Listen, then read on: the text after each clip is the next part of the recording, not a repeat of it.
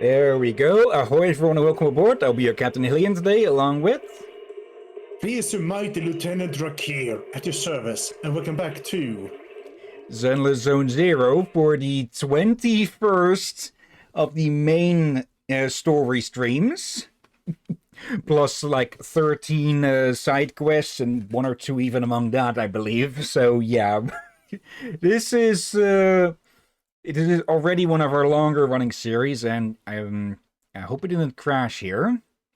Yeah, especially when you combine the side stories as well, so... Okay, odds. The game has updated, so there's going to be a few differences. Mostly the new character, which, well, a bit fitting that there was an octopus on screen there for a bit, even if an animated one. Okay, What is not animated in this game? Good point. Okay, there we go. I thought for a second I'd have to cover up the partial account name again, but nope. Okay, let's see. Last time, yeah, we did some fucking Persona 5 bullshit, or rather Hugo did, by pulling a heist at an auction. Okay. Let's see. Meet Vivian in Blazewood. Alright, yeah, because Hugo went that way, apparently. Let's see. Thought there would be a bit more of a pop-up of what is new and such. I did not expect to see Poltra there. Yeah, you can set up to 5 of these to be rotated through at random. Okay. And yeah, you get these when you hit max strength with an agent. And well, I have it with basically all of the characters except for Yanagi that I have at the moment, of course. Don't have it with all the characters, so I don't have it with all of them. Okay, and this is the new Yidari. Yeah, this is one that's Knight said he would been looking forward to, huh? Oh, and we've got the returning kitty, you Fufu. I think I prefer Tiger. Yeah, but let's be honest. First impression, kitty.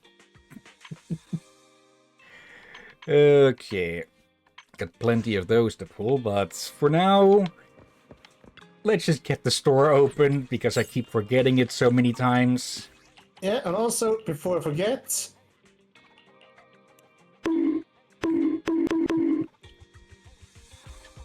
For context, people, we've been having a lot of delays during Spooktober and had to cancel 2 even within streams due to Just circumstances. And just before stream, the captain said, we are ready for stream, but they need to go away to buy milk. But it was 45 minutes ahead of time, so plenty of time. Oh, Captain, think of it. You need to go buy milk. Think for a moment. Within tropes. Isn't it typically that they are supposed to go buy cigarettes or something? But milk yeah, is also one of those. That's become the more acceptable version for the deadbeat dad. Yeah. Okay. You can guess how nervous I got when I saw that. I feel like, oh bloody heck, are they trying to give me a heart attack, or is something gonna happen because they said that? No, there was something that happened earlier in the neighborhood or something. I don't know specifics, but an ambulance got involved. No sirens though, so nothing too important. But yeah, before we continue on from this, we do have a few more characters who can run who can promote the store here. So let's have a look at Evelyn's professional manager. Evelyn stood in a prominent spot inside the store, using a calm and efficient tone to briefly introduce the key plot points to customers. The customers, as if under a spell, didn't hesitate for a moment and made a beeline for the counter. With such eloquence, she could probably recommend anything, right? Especially movies starring Astra, whose rental frequency increased by a staggering 10 times, of course. Of course, Evelyn is going to promote her totally not girlfriend work. Okay. Oh dear God. Also, Let's go meet up. We're gonna try, I repeat, try to do a catch-up stream on possibly Sunday of Evil Within. Yeah. Or... yeah, Friday's still mostly taken and such. But yeah, likely Sunday, so there isn't too much stream time on a single day. Since we'll already be going for 5 hours there. Okay, did not expect to run into... Well, Anby I could have seen happen, but not in that outfit, but certainly not Trigger here. Is this the right... Yeah, we are still in action, so what are you two doing here? Proxy, you're here too. I didn't expect to run into you here. What are you two doing here? And still in that outfit, Ambi? I'm here to investigate that incident. You recall the incident you experienced with Ambi and Trigger. The relevant details have been recorded as tapes and logged into the video archive. If you have time, you should go and refresh your memories with them. Hint, hint, nudge, nudge, kicks you towards their agent stories. I've recently dug up some clues about the person behind the operation, but my key contact is ultra cautious and keeps demanding me to prove my identity. Okay, we did bring up that... Not sure if I brought this up on stream, but... Yeah, the... Twiggy sponsor is still out there somewhere. So, to gain her trust, I decided to meet her dressed like this. Now that everything is completely finished, this uniform doesn't really represent anything in particular. For me, it's just another outfit now. We all have to move on someday. Probably for the best. I'm helping her. I want to make sure whoever's behind all this is caught. Ah, and who's this young lady? Hello, Vivian. Her name's Vivian. She's my friend. We're here investigating a few things ourselves. Ambi, one of the Cunning Hair's most powerful members. And Trigger, an Opal Squad sniper. It's an honor to make your acquaintance. You know us? Looks like someone's done our homework. Is it because of the proxy? You two are practically celebrities. And because of my work, I've got loads of info when it comes to anyone with a name around New Eridu. I see. Seems you're handling your work well. She's basically sort of like an info broker, but she acts as an agent as well. Let's prepare to enter the hall. Or, Unless you have any further questions, we'll be taking our leave now. Maybe not so much info broker, like Shepard and such, but more intelligence gathering. Yeah, also, I really like You're the going voice into acting a of hall? Vivian. Proxy. Yeah, she does you plan well. on going in like that? Alright, yeah, these two haven't been updated yet. Yeah, that's right. I've recovered quite a bit lately, so I don't need any protective equipment in the hollows. You shoot a wink at Ambi and Trigger, who both notice your signal and don't ask any more questions. Right at that moment,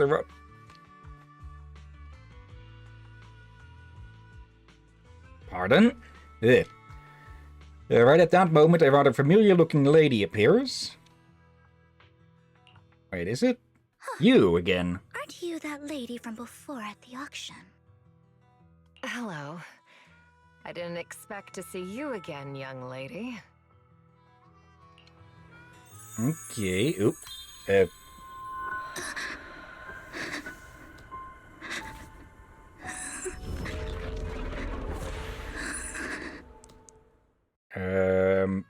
Okay. Vivian, are you alright? You look depressed. What's wrong, Vivian? Are you feeling okay? It's nothing. I just drifted off for a moment there. Wait, did she actually... I'm presuming if she actually broke out crying there, they would have mentioned that, but did that just happen in her mind for a second? It was significant enough to get its own animation. Huh. So then, what are you doing here? Don't worry. I'm not here to scam you. I'm waiting to meet someone. Somewhere on the outskirts of Blazewood, Pulchra's ear perk up at the sound of scam, and she goes into hiding. Don't tell me. You're my contact for intel? That's me. Ambi from Silver Squad, I presume? Pleasure to meet you. Alright. I'm going to exchange some information with Miss Ambi here. So if you'll excuse me. There is definitely more about Miss Sienna here than, well, her more plain model would suggest. Sienna steps to the side with Ambi as they discuss something. Meanwhile, you look at Vivian with some concern. You're not looking so good. Everything okay? I can tell you later, but not right now. Okay, that's all the information I got for you. In return, I want you to do something for me. Take me into the Hollow. I left something very valuable inside. I have to find it. Seeing as we were just about to go in ourselves, why not join us? Wait, is she after the cape or the core as well? It's fine by me. But didn't you say you were investigating something? It's fine. There's no rush. Right, Master Proxy. Huh?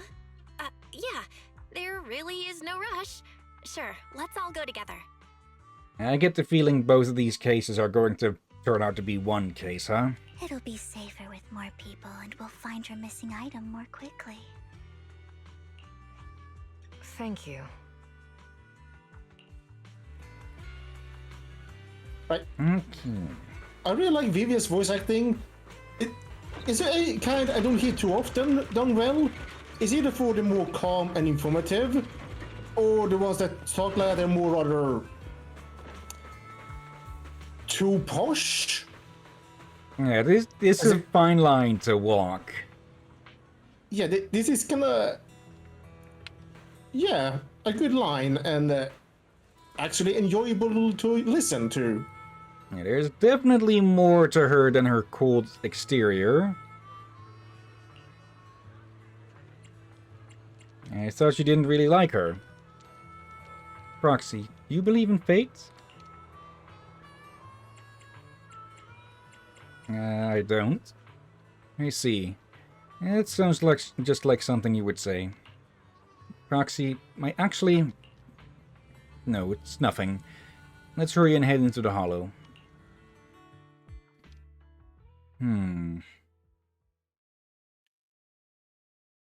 Yeah, there is definitely more going on here.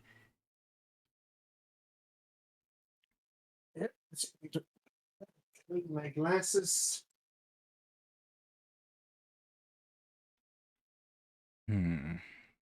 Sometimes just blowing your glasses, blowing with air, helps, but some things just don't want to fly off. Yeah. This is annoying. And then you just end up blowing so much that you end up accidentally spitting on them. It's like, what am I trying to avoid?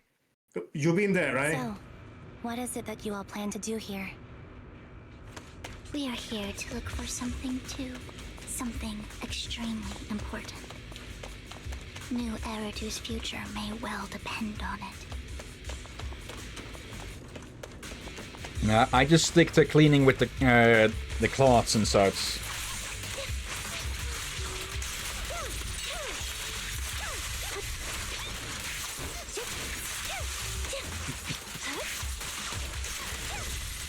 Okay.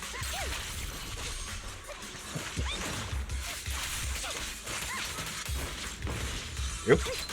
Okay, did not notice these spawning in, but Ambi of course did. Trigger. Thank you. Adjusting for wind.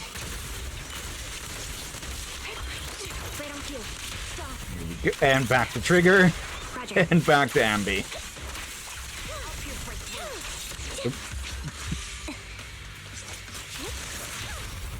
And there we go yet again. Now it's my turn to ask questions. What exactly is it that you're investigating? Since you're familiar with the name Silver, then you should know that it shouldn't exist anymore. What I'm investigating has something to do with it. Okay, just making extra sure that I'm not accidentally skipping anything. Hello there with the heavy ordnance. That isn't a good thing to try to do, but we have accidentally skipped some things by accident. Yep, nope. We got a big box. Move behind me.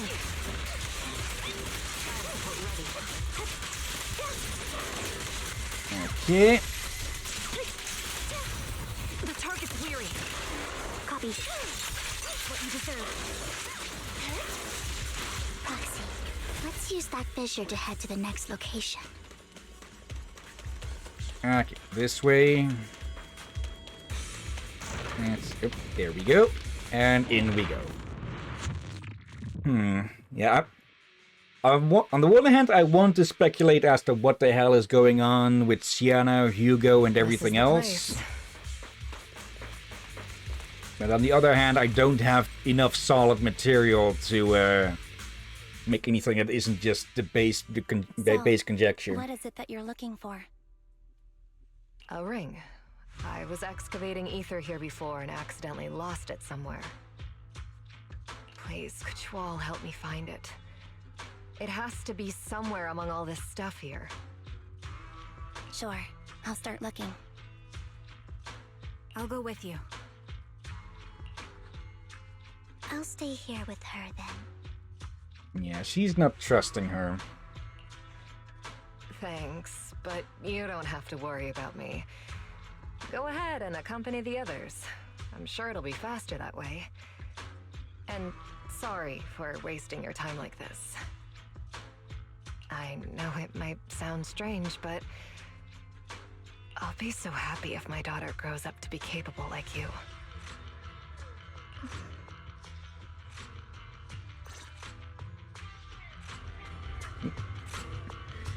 You remember the legendary artist mentioned by the host during the previous auction? Unrecognized during his lifetime, his works were discovered by art collectors after his death and became hugely popular. Sounds like quite a nice story, right? In reality, these art collectors are to blame for his death. Those pompous big shots discovered his talent and even wanted him to craft forgeries of famous works. Someone as proud as him would never agree to such a thing. Not only did he refuse, he also wanted to expose their schemes. And some days later, he suddenly took his own life. I knew him. He would never do something like that. His big shots silenced him. How do you know all of this? Because that legendary artist was my husband, Mira's father. Called it. My condolences. Thank you, but I might not need it anymore.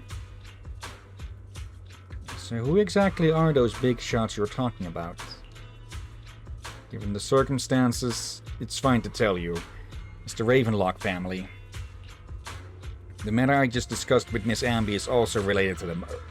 Hello? Yep.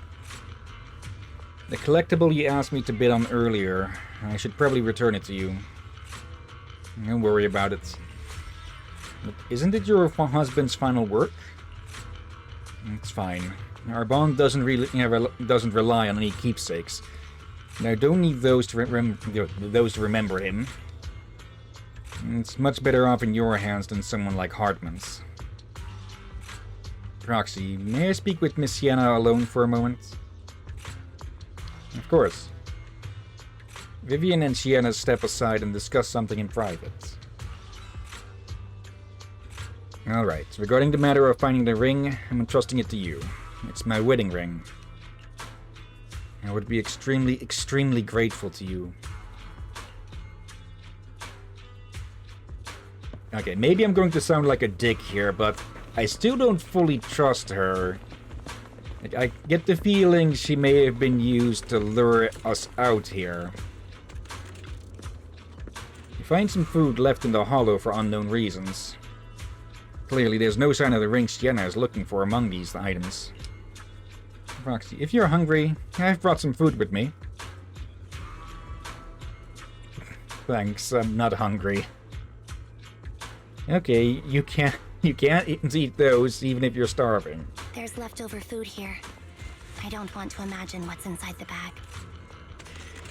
Yeah, I Neither don't... do I. Since we already know what ether can do to living creatures and such, I do not want to know what ether mold is like. But we also know what it can do to mechanical things as well, so... Yeah. Yoink. Okay.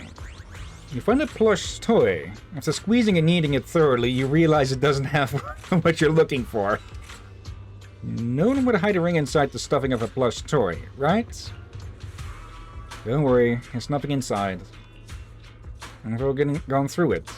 A toy that seems emotionally stable. There shouldn't be a ring hidden in it. Wait, what? Can you... Pretty cute. Can she see through it somehow? Oh, so you're not gonna grab the box? I already emptied it. Oh. There's one down there, though, so we'll be heading down there eventually. You find a lunchbox. After bracing yourself, you crack it open and peek inside. Whether lucky or unlucky, the box is empty. No one would put a ring in a lunchbox. It would spoil the taste. Is that the main concern? It's a fancy lunchbox? I wonder if its owner is safe and sound.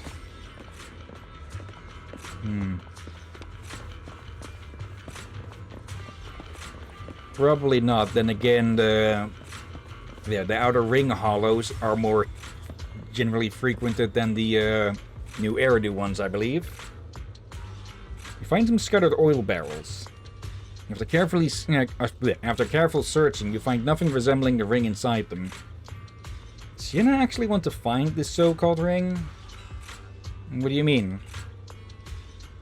She said she's looking for the wedding ring, but she also said she doesn't need any objects to remember her husband. We've been searching here for so long and found nothing at all.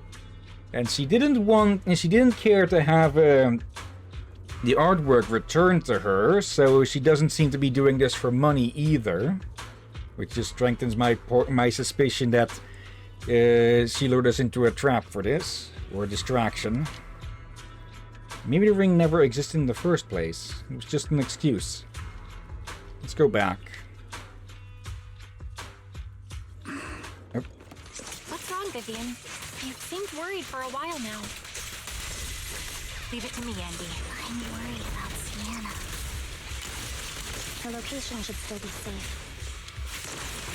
Mind the blind. I hope so. Okay, was there a line from Ambi there that played between, or... Yeah, I think okay, so. I just never heard that one before. Could the ring be in that gas tank? Good thing this gas tank is empty.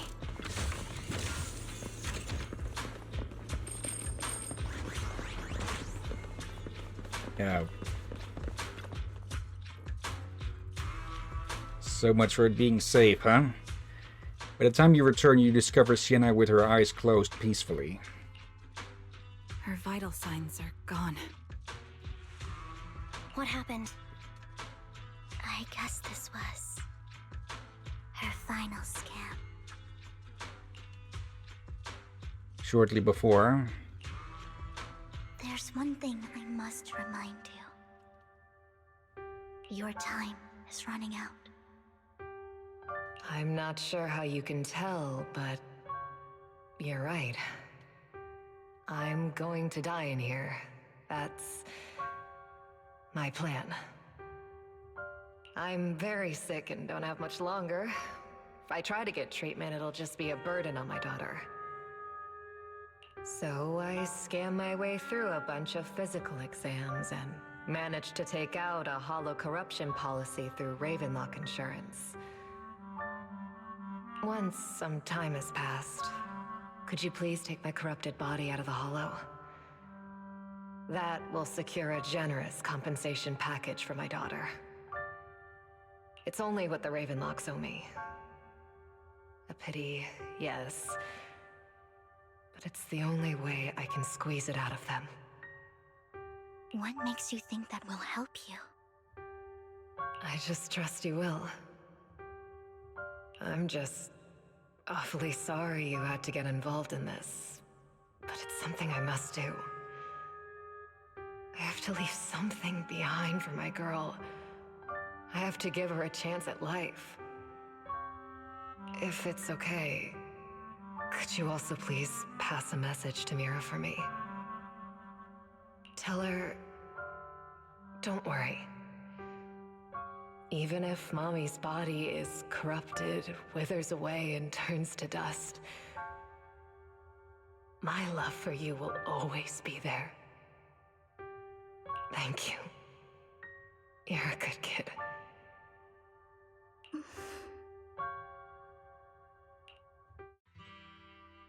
You saw this coming, didn't you, Vivian? That's why she started crying.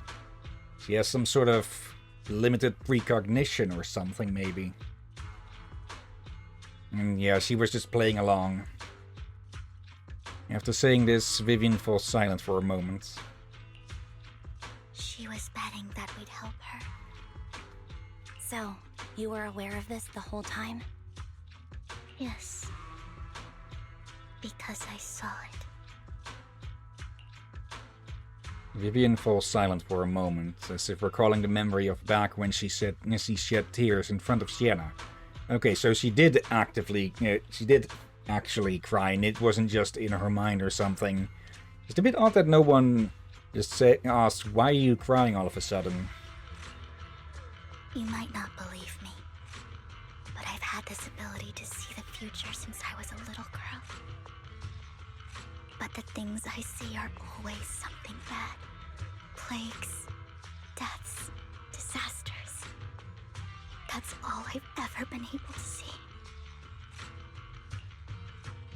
It's all that kid's fault! She's seriously jinxed. I always try to avoid her. Otherwise, she'll say something rotten that ends up coming true again. Prophecies, she says. Like she's not the one bringing the bad luck upon us. It wasn't me. I didn't do anything. Sorry. I'm sorry. What good is saying you're sorry? Things like this keep happening every time you open your mouth! How unlucky. She shouldn't be here. Nobody wants her around. If only she would just disappear. And if she didn't say anything, they'd say, why didn't you warn us? I just wanted to warn you all. I'm sorry. After recounting the stories of her past, Vivian stays silent for a long time, as if struggling to break free from the shackles of those dark memories. Every time it's the same. In the end, there's nothing I can change. Sometimes I even wonder whether it's me predicting these things, or if my very existence is manifesting these calamities. Vivian, it's not your fault. You were just trying to be kind, and warn them about impending disasters. I can tell it's never been easy for you. Thank you. No matter what, I just hope she finally gets to rest in peace. I hope no misfortune, whether I foresee it or not, ever happens to anyone.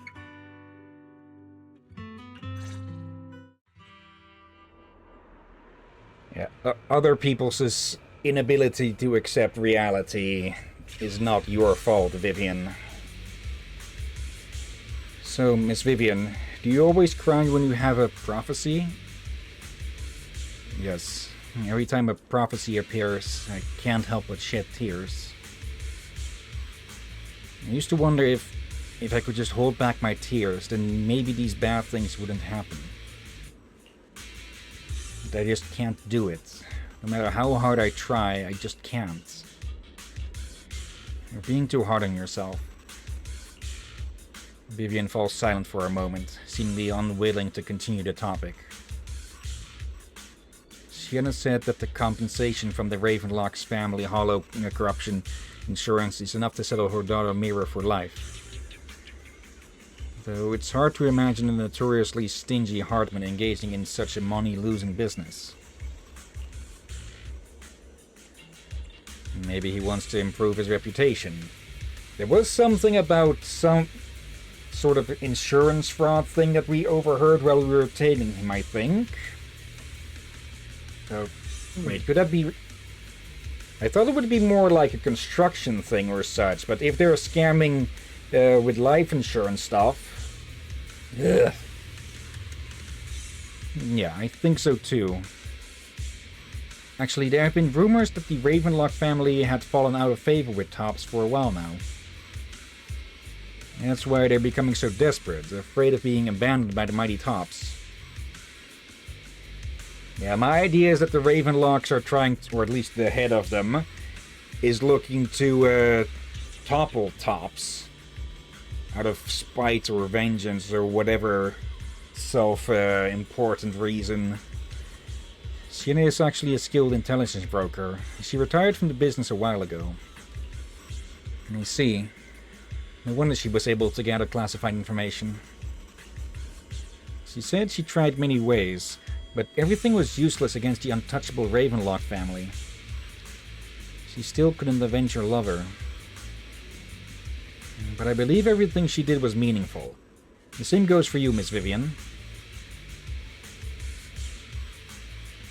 Everyone, it seems there are Ethereals nearby. It's not safe to linger. Let's keep moving forward. We'll have to come back for her body later. Foxy, do you believe that the future can be changed? Whoa, that's kind of an out-of-the-blue question. In my memories, this has happened countless times already. Why can I only see these misfortunes? Why can't I even have a sliver of happiness?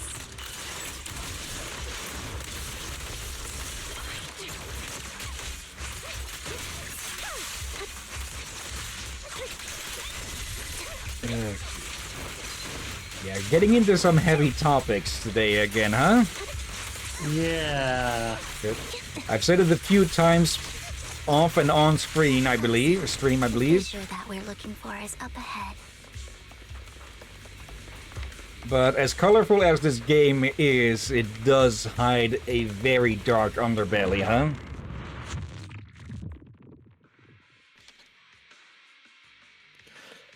Oh dear.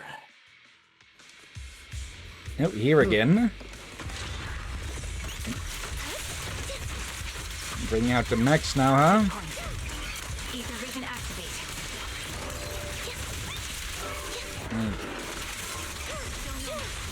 Quick shot. I was just ask something, but I think I'd rather wait to ask it when you're not in combat. Yeah, so I can fully focus. There. Now you pay. Hit one back down.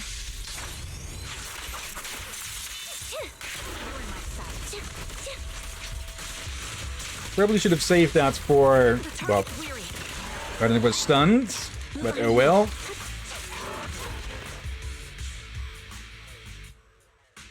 I think it's about time. We should take that lady out of the hollow. You guys go on. Thank you. She gave us the intel we needed, so this is the least we could do. I hope everything else goes well for you. Trigger and Ambi leave. Master Proxy, is there anything you'd like to know? You can just ask.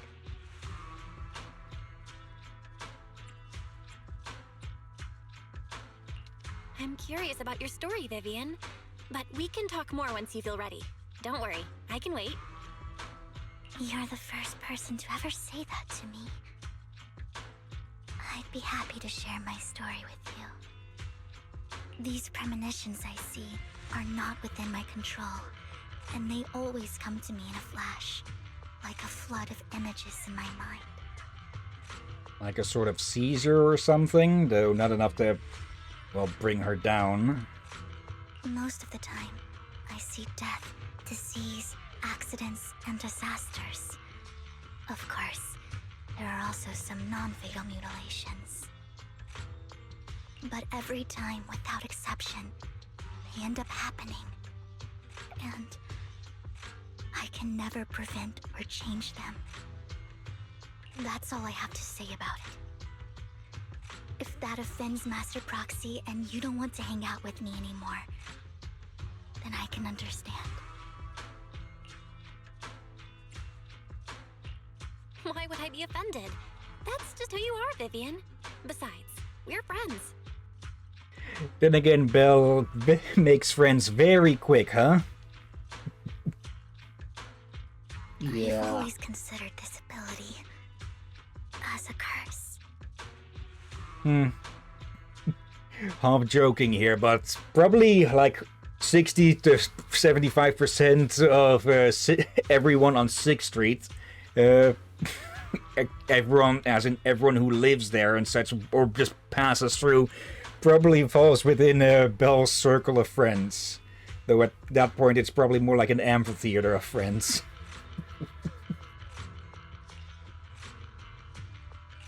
It's not a curse. If anything, I think you've been given a gift.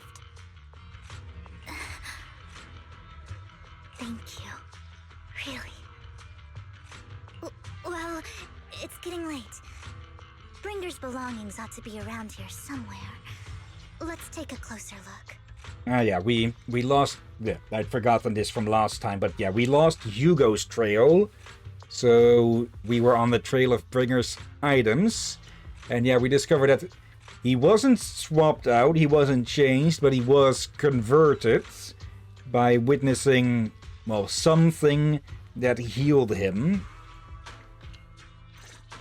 To the previous clues, what Bringer left behind is hidden inside a vending machine.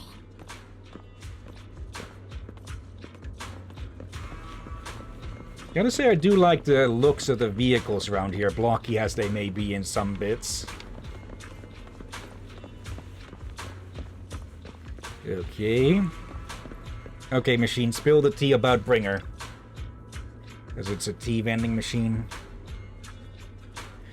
Found it, the vending machine. Bringer's belongings are probably stashed away in there. Why the vending machine? That's the intelligence I got. Maybe Bringer thought this was a good spot? Anyway, let's look around first.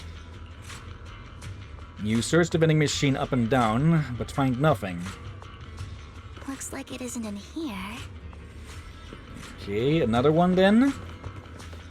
Then again, I'm pretty sure if someone were to get into the hollow here and find a vending machine, they'd probably at the absolute least be tempted to check. It might be the one we're looking for. Even if out of sheer desperation that there might be something, some food in there that isn't corrupted. Herbal tonic. Quingy would like this probably. I knew it. There must be other vending machines nearby. And this should be the one. Bringer's belongings. What could they be?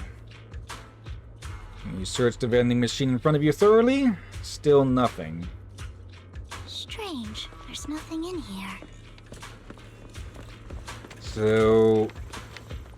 either someone got here before us, or Vivian's intel is off. Which, well, that's This also vending always a machine chance. looks a little suspicious too. I have. Yep. Too early. Proxy, I have a feeling. Bringing's belongings are definitely inside this vending machine in front of us. But... chewy coffee? Okay, I guess that could be like...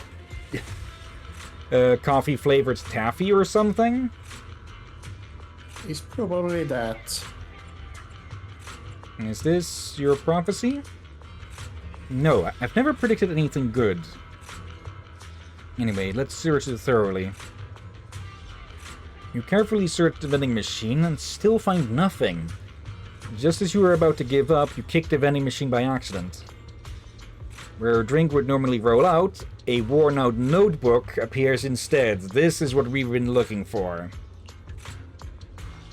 Well, Master Proxy, so this is how it's done? You're leagues ahead of professional intelligence brokers. Okay. Oh, hello, Hugo.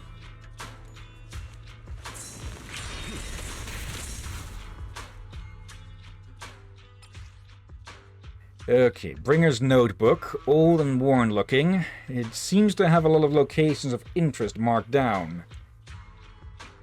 Now the question I have for Hugo is this a chance encounter?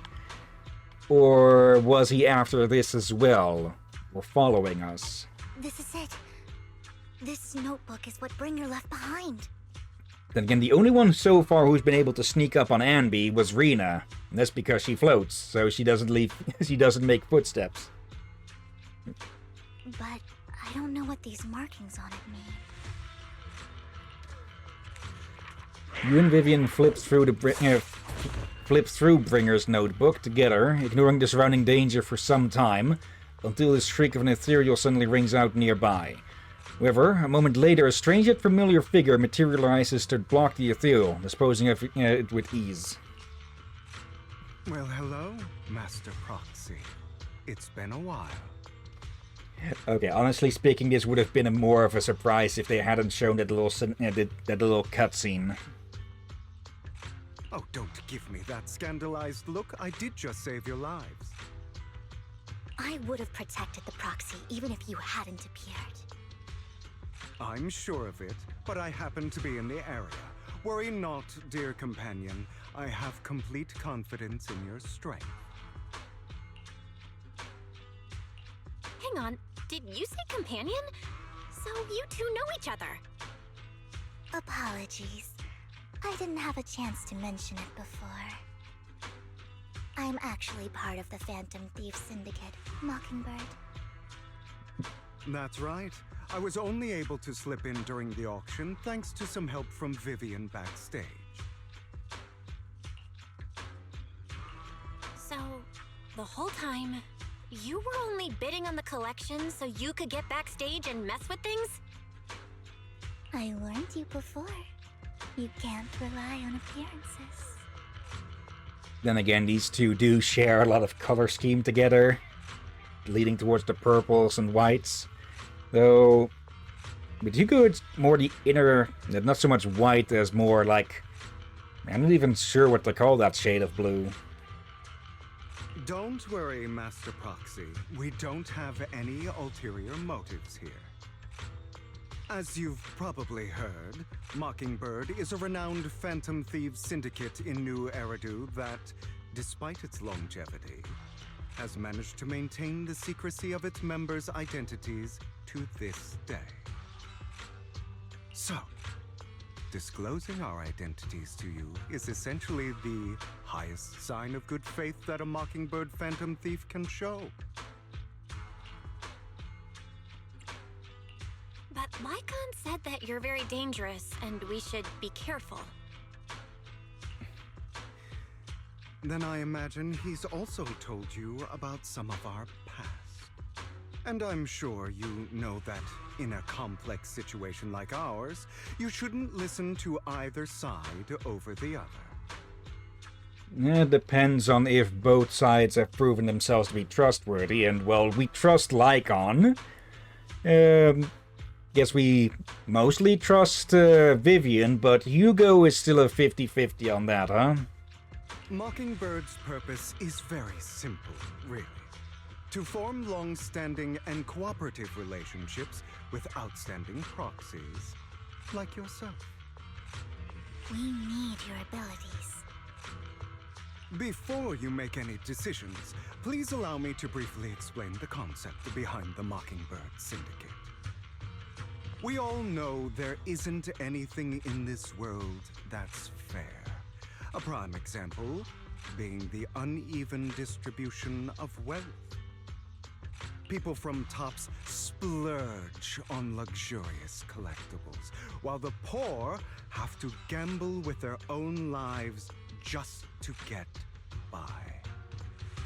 Of course, besides wealth, there's also an unequal distribution in this world of happiness and suffering, hope and despair, love and hate. It's all just so unfair. Somebody has to do something to tilt the balance of the scales. And thus Mockingbird was born. We take from those who have far more than they deserve and give it to those who deserve to have more. Very Robin Hood. But who have you been giving to, then? If you ask me, that's enough to be considered a form of justice. You do have a point. I can agree with that. Yeah, we're lacking the details of how exactly he is redistributing things, of course, though.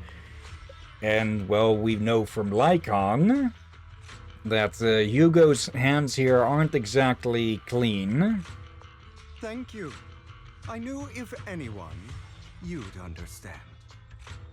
However, aside from these philosophical considerations, we also have a crisis on our hands to deal with. As you know, the Exaltists are plotting to use the power of sacrifice to launch an attack on all of New Eridu. We can provide you with all the latest intel, just like that notebook you found. Something those pompous housekeepers would never be willing to do. Okay, honestly speaking, they would. If they were here helping us with this, they definitely would let us go through it as well. And the most crucial part of this whole game, the sacrifice core, is currently in my possession. I think that makes this a highly competitive deal. We share the same goal for the moment, stopping the impending disaster from playing out.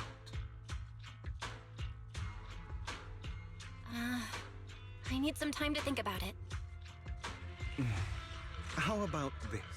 If you still have misgivings about our upcoming cooperation, then why don't you bring Lycon along with you?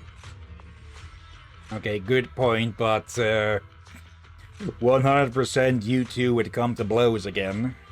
He's got the support of the mayor's office behind him, and his presence alone is enough to keep me in check.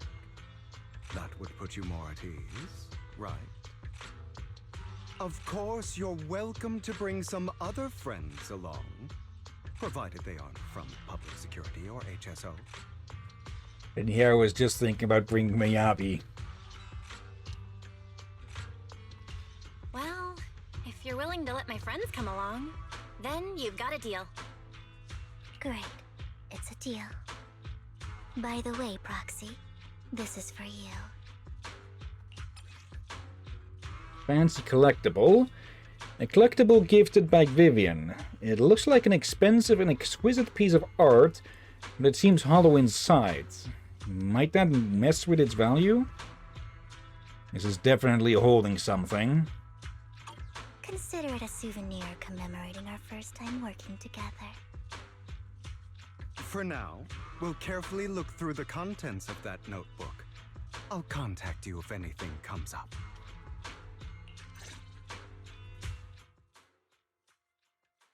Okay. Yeah, we couldn't make we couldn't make out anything with that. But yeah, we'll have to see what they find with it. Though, yeah, honestly speaking, if we were doing this with Victoria Housekeeping, they would fully cooperate with us as well. Unless the mayor would specifically order them not to, which I don't think they would. Also, slapping a bot. There we go, fuck off. Go ahead.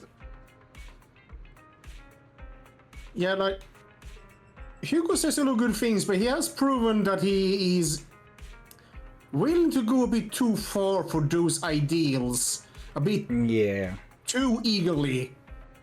He may be pretty chill, or seem rather chill, but we've also heard and seen that he can be unstable.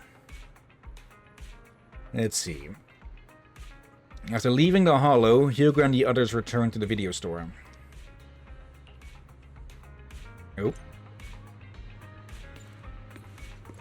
Oh, something I also just realized, and something that may have been feeding into some of the complaints from players.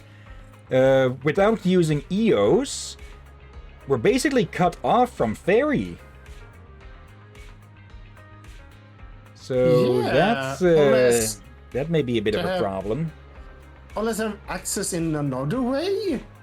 But yeah. I think their main point of interaction is through EOS. They can still interact with electronic objects throughout the place, but I think in the Hollows that's going to be a lot harder, with EOS having basically been serving as a sort of anchor for that, for them to act through. Yeah.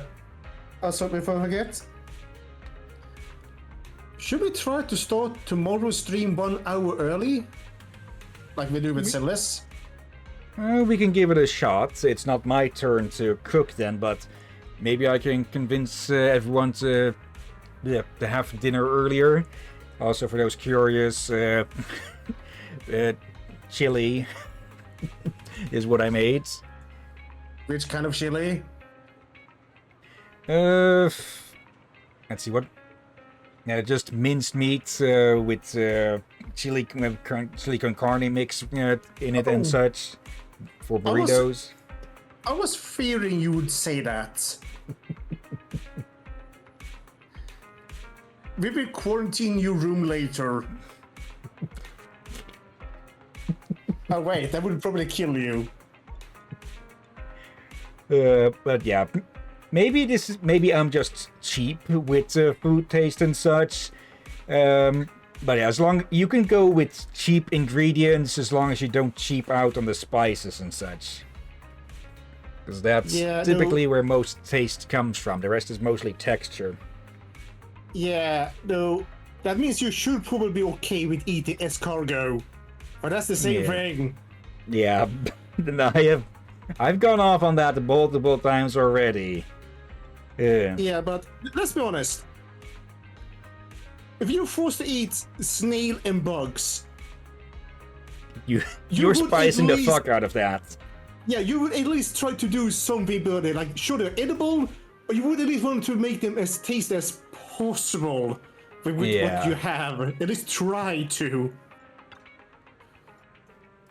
Since we're already at the video store, should we ask Master Proxy to recommend some films? My apologies, everyone, but I need to take my leave and go take care of my art gallery now. So you actually own a gallery? I also need a convenient social identity for various reasons. The title of gallery owner works quite well. Alright, I'll stay with Master Proxy for a bit longer. But Hugo, you've been oddly busy lately. You're not hiding something from me, are you? Well... shortly before, again. Nope. Really? The sepia tone? Intermediary Casey? Okay, getting a bit of a LA Noire vibe. Yeah. I think I have a good description of Hugo. His goals are noble, but some of his methods is too far to achieve those goals. Like he's a bit too bloodthirsty and angry.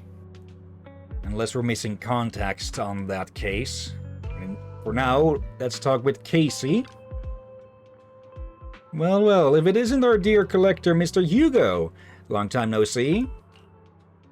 I assume you finished the task I asked you to do, yes?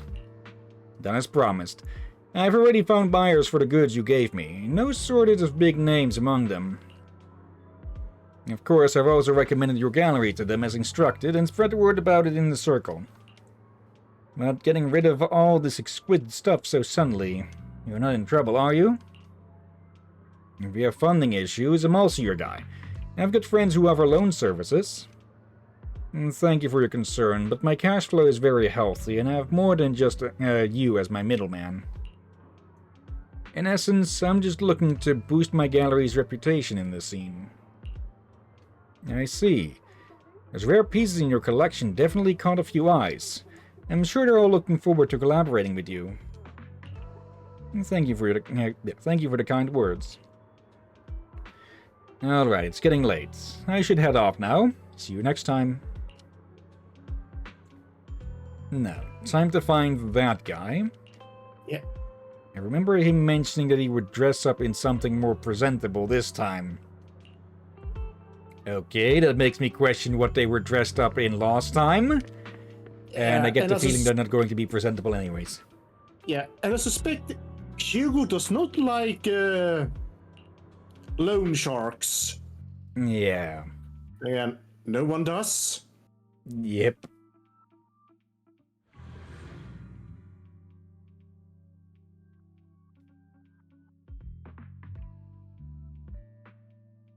Also gonna throw some food to the toaster this time.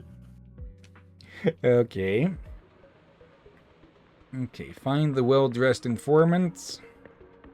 Oh wait, I found him. Right next to me. I'm guessing it's going to be this guy. You are? When the musician's third string breaks, the gatekeeper whispers to me, in which hand hides the coin for the underworld ferryman? Are you okay? It links that way. What a shame. Such a handsome fella, but... Sorry, my mistake. Okay, if you're going to use code words, use something that at least sounds plausible. Like, sir, could you point me to this and that? And then the reply should be, yes, but such and such. Yes? Are you still LARPing at your age? I thought only people my age would like it. Sorry, my mistake. The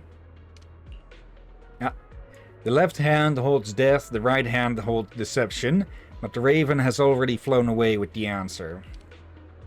Ugh, I can't get over the embarrassment every time I say this. Now, do you remember No One Lives Forever? I'm back, and yes, I do. Do you remember the mission there with the embarrassing passwords or code phrases? I actually forgot much of those. But yeah, just for anyone who hasn't seen that game, seriously, I would suggest getting it. It probably goes on sale reasonably.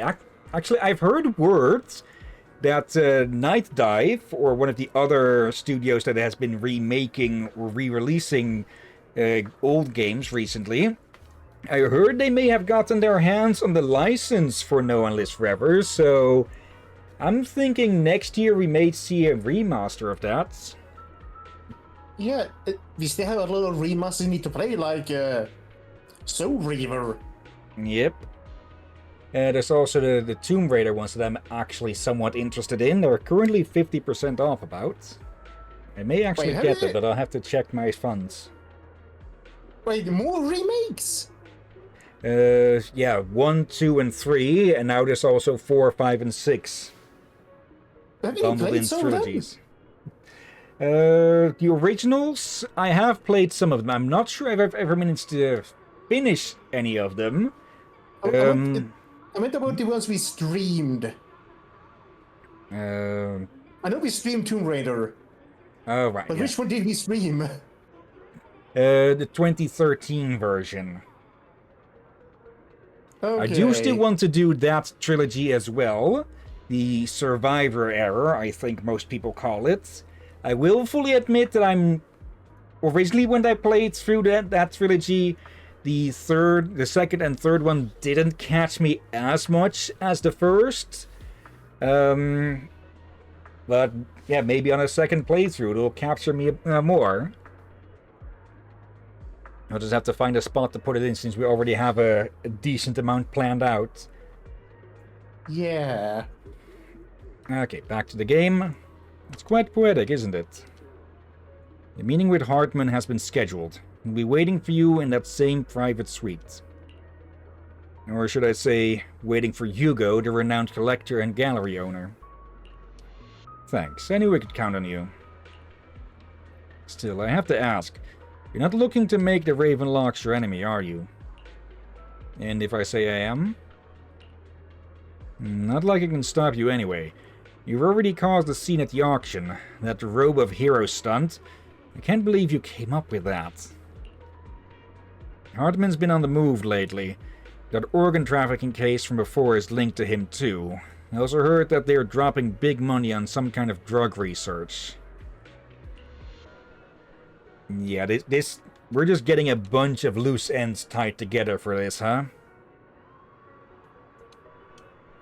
The Ravenlocks have always been a bunch of cold-blooded bastards, doing all kinds of messed up things that make your blood boil and swept everything under the rug with money and power, leaving the victims with no justice. But Hartman is the worst of the bunch. Rumor says that he personally took out the previous heir and clawed his way to the throne. I know. Relax. I don't plan on clashing with him head-on. And you'd better not. I don't want to witness Mockingbird's folly of trying to crack a stone with an egg. I prefer it more... I prefer to see it as more of a gambit. I can never win an argument against you anyway. Don't forget, the Ravenlock family's in bed with those Exaltus lunatics. Who knows what awful scheme they've been cooking up lately. In any case, as your old friend, I sincerely wish you all the best. Thank you. By the way, how is Lycon doing lately? I haven't seen him in a while. Sore spot? What? I know you two split up, but it's been years. Are you still not over it? Don't know, don't care. If there's nothing else, I'll get going now. Alright, fine. Good luck. The students nearby seem to be having an intense discussion, and you hear a familiar name. For a second I thought it was going to be Ellen. Those three? So that Mockingbird Phantom Thief Syndicate only looks flashy but hasn't actually accomplished anything, right? Tops remains unshakable, and those big families are just a step away from getting total control. It's possible that even the mayor can't keep them in check. Doesn't the mere existence of Mockingbird serve as some kind of warning? Every time they release a crime warning letter, fear erupts amongst these evildoers. Really? But what can they actually change? In the end, it's probably just a game. The big shots, Mockingbird is like a fly. Annoying but not deadly, so they just let it be. So what do you think should happen? If you ask me, you have to dismantle everything from within if you truly want change. Without power or influence, it's all futile. The first step should be accumulating resources by any means necessary, and if possible, joining Tops. After all, to establish a new order, the old one must be demolished, just like how creation requires destruction. That sounds exactly like something a villain would say. I think that might be a line from Beerus from Dragon Ball. If it's really possible to join Tops, many would probably defect immediately. True, who would turn down money? It's almost time for the meeting with Hartman. Time to go. Alright then. And I sort of wonder if those exaltists are actually publicly known, but people do not know they are a cult. I wouldn't be surprised if they have a front somewhere. Just not, of course, not known under the same name. Your invitation has been confirmed. Esteemed guests, would you like to enter the private suite now? Enter. There's the food done. Okay. BRB. Don't die.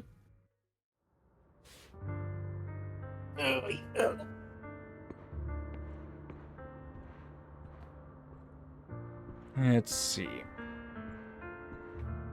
It's always nice to get a different view on an area you've gone through countless times.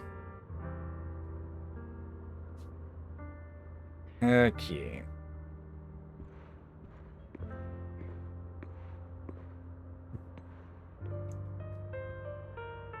Okay. Keep here another minute or so. Something cracked. Yeah.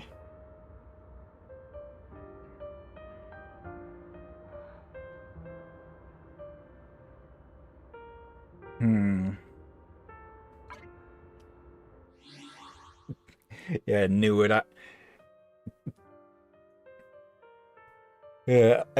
I do like that whenever you're playing as a different character, if you go to the pause screen, you get to see their menu background with this. Now, the fact that Hugo has a bunch of models next to him makes me worry a bit.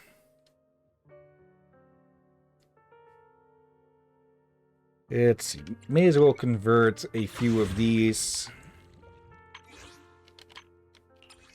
There. Anything else to pick up? Not enough there. Oh, new month, so can pick up those. And can pick up one of these. Okay. 66 special poles, 25 bamboo poles, and 9 standard poles. Okay.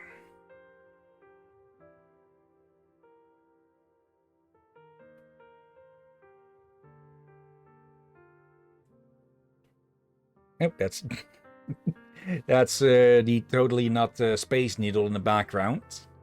Almost back. Just got double check something. Make sure the fridge and freezer properly closed. Okay. Yeah, may as well claim that. Functionality unavailable because we're, well, in a different characters thing. Actually... And I'm back. Okay. For a second, I thought maybe if we pop in there, we can see something special. You're the one who has business with Master Hartman? Correct. Master Hartman's time is very valuable, and he has graced you with this meeting amid his busy schedule. I sincerely hope you bring something substantial to the family. Worry not. I stand here precisely because I have enough leverage. You're the better. How about it? Will you work with me? Correct. Let me be honest with you. I have the sacrifice core that you're after. I am Mockingbird. So it's you. I never thought you'd be so bold as to come see me alone. Relax, my friend. As you know, if I can sneak into such a heavily guarded auction, then naturally, I can just as easily slip away right now. I'm here with the sincere intention to seek cooperation. I can give you that sacrifice core. What are you up to, Hugo? And what do you want in return? Wealth, glory, power. The things everyone else in the world wants, I want them too. And I'm confident that as the current heir to the Ravenlock family, those are all things you can give me. Then you've certainly come to the right place. My family is working on a big project. If things come to fruition, Ravenlock's status in Tops will significantly improve. At which point, I'll be sure to leave a spot for you. Naturally, as an outsider, you're precluded from handling any of our core business. But profits from the scraps alone will be enough to set you up for life. Mr. Hartman, I think you've misunderstood me. I have no intention of joining the Ravenlock family. In fact, I have an art gallery under my name that does pretty well for itself. I was hoping you could recommend me for Tops. You want to join Tops? That's easier said than done. Even for a family like ours, it would still require significant effort and... Just answer me yes or no. I don't think either of us can afford to waste time. I understand. Yes, you have my word.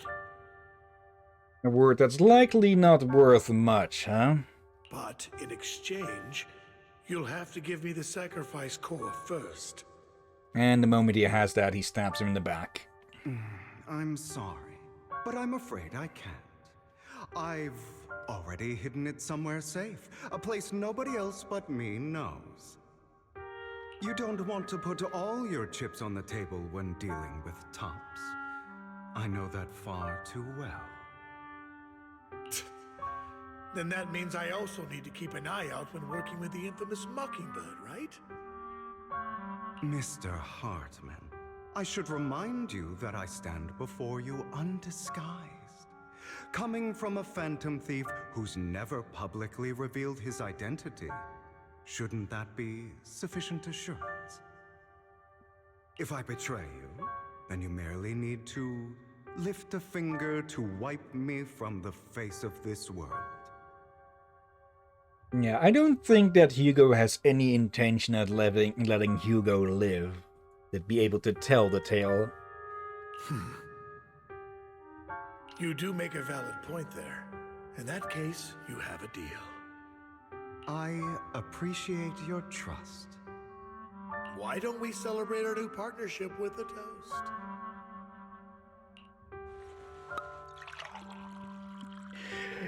Okay, something I would like to see at one point, just for the fun of it, is someone calls for a toast and someone just brings up a slice of toast.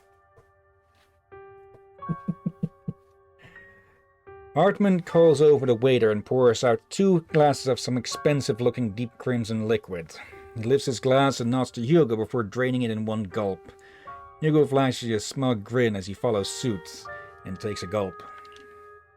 Having a drink before undertaking anything important is a family tradition. It's good luck. As an outsider, it's a real honor. By the way, you aren't the only member of your organization, are you? Shouldn't all your companions agree to this deal first? You don't have to worry about that. I'll make sure she agrees. Otherwise, I'll get rid of her too. Seems you'll do whatever it takes to get things done. Great things lie ahead for someone like you. All right, let's leave it at that for today. I'll contact you about what to do next. That's him! He's the one who killed Serena! Okay, sudden shift. Okay, my presumption / hope is that Hugo is playing things up here to weasel his way into Hartman's good graces, who is, well, too arrogant and smug to notice that he's being buttered up before he gets tossed into the pan. But what is this about now? She was the only one who was ever any good to him, right? That's how he repays her? That's why they say once a mongrel, always a mongrel. Just look into his eyes.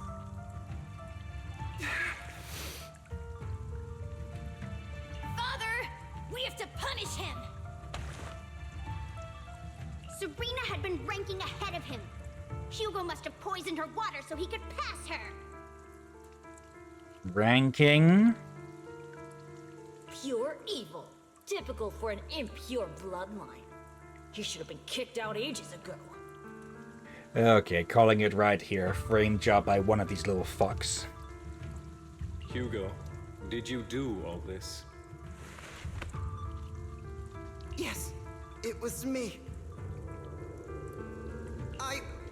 I killed her. He admitted it! Father, he must be expelled. He has no right to live under the same roof as us. Why don't we reunite him with Serena then? Nobody would ever know. I can fully see why he slaughtered the bunch. If that was even him actually doing it. Since all we saw of that was Lycon coming in to find him among the corpses. Hugo, well done. And that just tells me everything that needs to be known. Okay, my guess is he admitted with the hopes of getting, well, thrown out or killed. But yeah, when dealing with bastards... My children, how many times have I told you before? In this world, only the most ruthless, cruel, and unscrupulous of people ever make it to the top. Like Hugo here, who was willing to murder his only true loved one without a second thought. Only someone with the means and the gumption to do that is qualified to be my heir. So, is that supposed to be the father on the right? Because I thought it was more like a woman. But, yeah, hard to tell when all you can see is some hair and an ear. Look at the hand on the head. That looks rather... Yeah, more defined with the knuckles and such. Yeah. But I... It's all over now, and the results are obvious. The winner of this month's assessment is Hugo.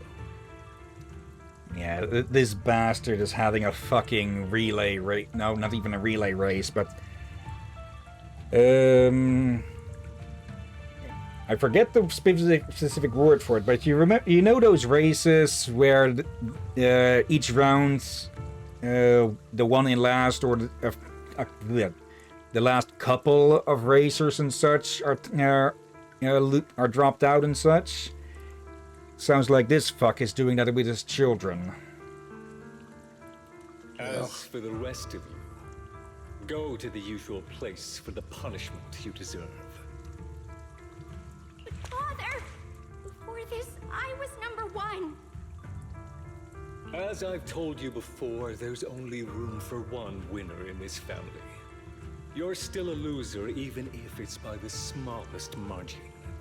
And there's no reason for a loser to exist.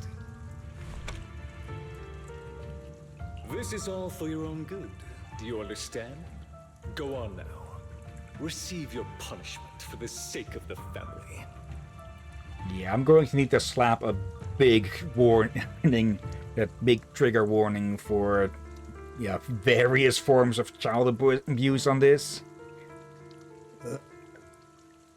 Yes, I understand. I'm sorry.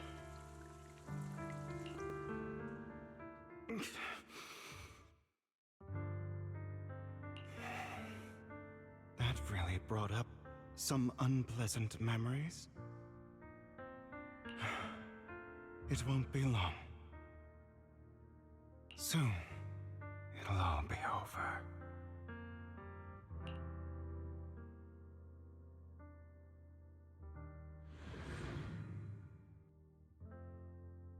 Yeah, the impression is supposed to be that, yeah, he's doing this to get into top spots. Yeah, also, maybe not extremely obviously or something, but he's looking to poison the chalice. On the other side, after Hugo leaves...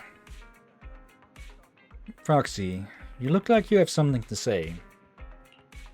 About that chosen one. Now, what was that about earlier? The truth is, we've always wanted the chance to work with you. Hugo said you're the best proxy he's ever met. The chosen proxy. In other words, chosen one. Okay, so no prophecy about this. Fine, I believe you. And by the way, are you free now? If you're not busy, would you mind taking a walk outside with me? Anywhere is fine. You arrive at Lumia Square with Vivian. Hidden loading screen. Click, click, click. Still loading. There we go. Yeah, the music change is typically the biggest. Thank you for escorting me here, Proxy. Today was quite eventful. If I were to head back now, I probably wouldn't be able to. You're a child that only brings misfortune. People have been saying that about me for a long time. I used to feel hurt and resentful. But now that I think about it, it's perfectly normal for people to react that way. Maybe, but that doesn't excuse it.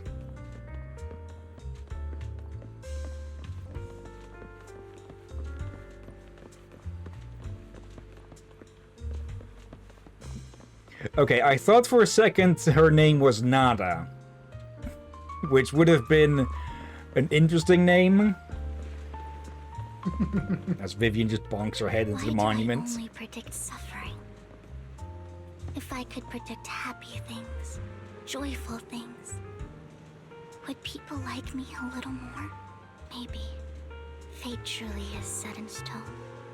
Often, I want to help these people avoid their miserable fates. For a time, I even thought that I was successful, that I could change people's destiny. But it was all an illusion. In the end, I couldn't do anything at all. So, I was really happy when you said that my abilities weren't a curse, but a gift. Thank you, Proxy. I'm so glad to have met you. And you're also a fan of Lord Phaethon. It's like we were fated to meet. I don't know why, but I feel completely at ease when I'm by your side. I feel like I'm free from judgment, from blame. Like, I don't need to worry about anything, and can just be my own true self. Perhaps people really do possess an aura. And ours just so happen to be extremely compatible. By the way, you asked me before about Hugo. I don't really know much about him. He rarely ever talks about his past. But judging from his eye colors, you can guess he's probably the bastard son of a renowned family. Okay, not entirely sure how that's supposed to be readable in the eyes unless it's something to do with how genetics work in Eridu. At least, just realized we don't actually have a name for the planet, so I'm pretty sure we can just...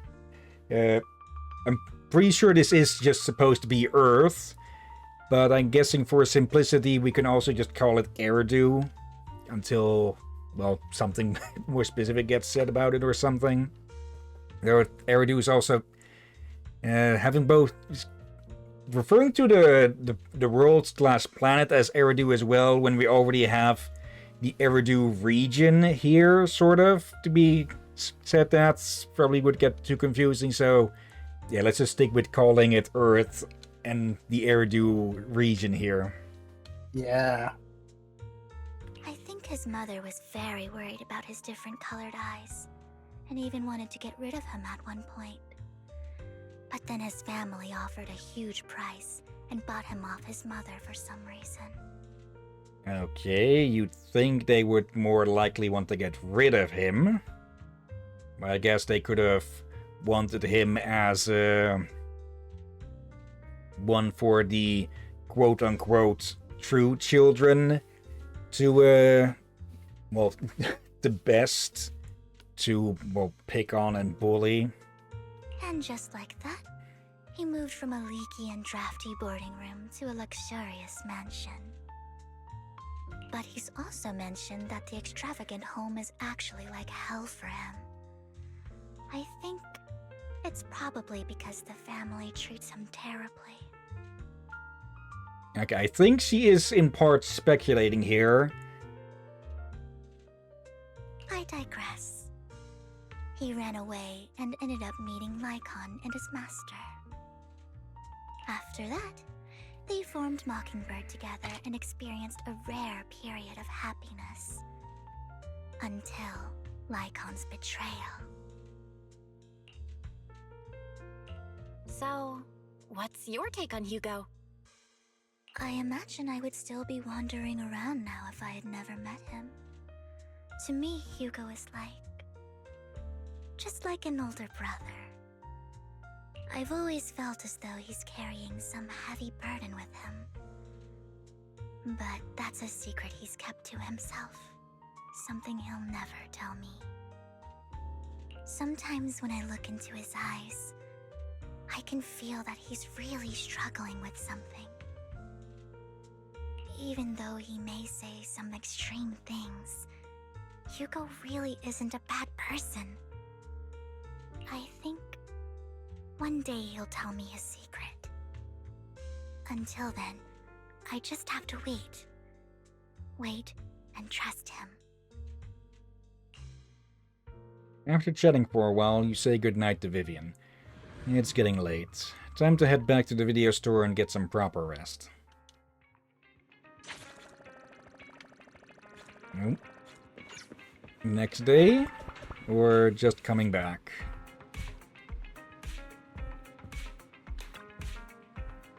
Yeah, just back. Belle, you came home late today. I had a long chat with Vivian. I see. It's getting late, so let's call it a day. Once Vivian and the others get in touch, we'll have a lot to investigate. How's the recording? We're still running, 90 minutes and such. Alright, you're saying I had some stutters now and then. Okay. Yes, but again, if it's just on Discord, fine. It's an actual issue if that's on recording. So far it has always been with Discord so far, but always better just to check. Yeah. Let's see. Frame lag, 24 frames total, 0.0%.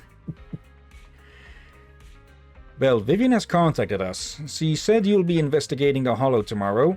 In addition to her, Hugo and Lycon, Ambi, whom we've recommended before, will also join this operation. She'll explain the details when she comes to pick you up at the video store tomorrow. But are you still planning on heading straight into the Hollow like you did the last few times? I'm used to it. Vivian and the others will protect me. Alright. With so many friends around this time, there shouldn't be as much risk. I'll wait for you at home then. No matter what, remember, safety first. Let's get some rest for now. Okay, one thing that we could probably also do with this is, since, yeah, EOS is sort of getting shelved, or rather benched for this, and with Y still being here, he could partake through EOS, I guess, but we'll have to see if they actually come up with that idea on their own. After a good night's rest, the next morning arrives as promised. Yep. There's Vivian. Good morning, Proxy. Long story short, we analyzed the locations marked in Bringer's notebook and found no pattern between the coordinates, but they all seem well hidden. Hugo suspects that we might find something stashed at the coordinates, But it's unclear whether it will be pleasant or terrifying. In any case, we need to investigate.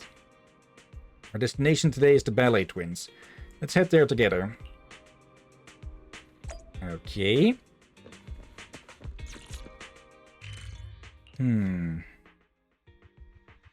I've got no idea what we may or may not find here. Maybe evidence that the hollow creation was caused intentionally or something. Like, we know the Exaltus have a big hard-on for hollows. I thought we were running late. So I wouldn't be surprised if they have a hand in the creation of hollows as well, however that may happen. Yeah, also,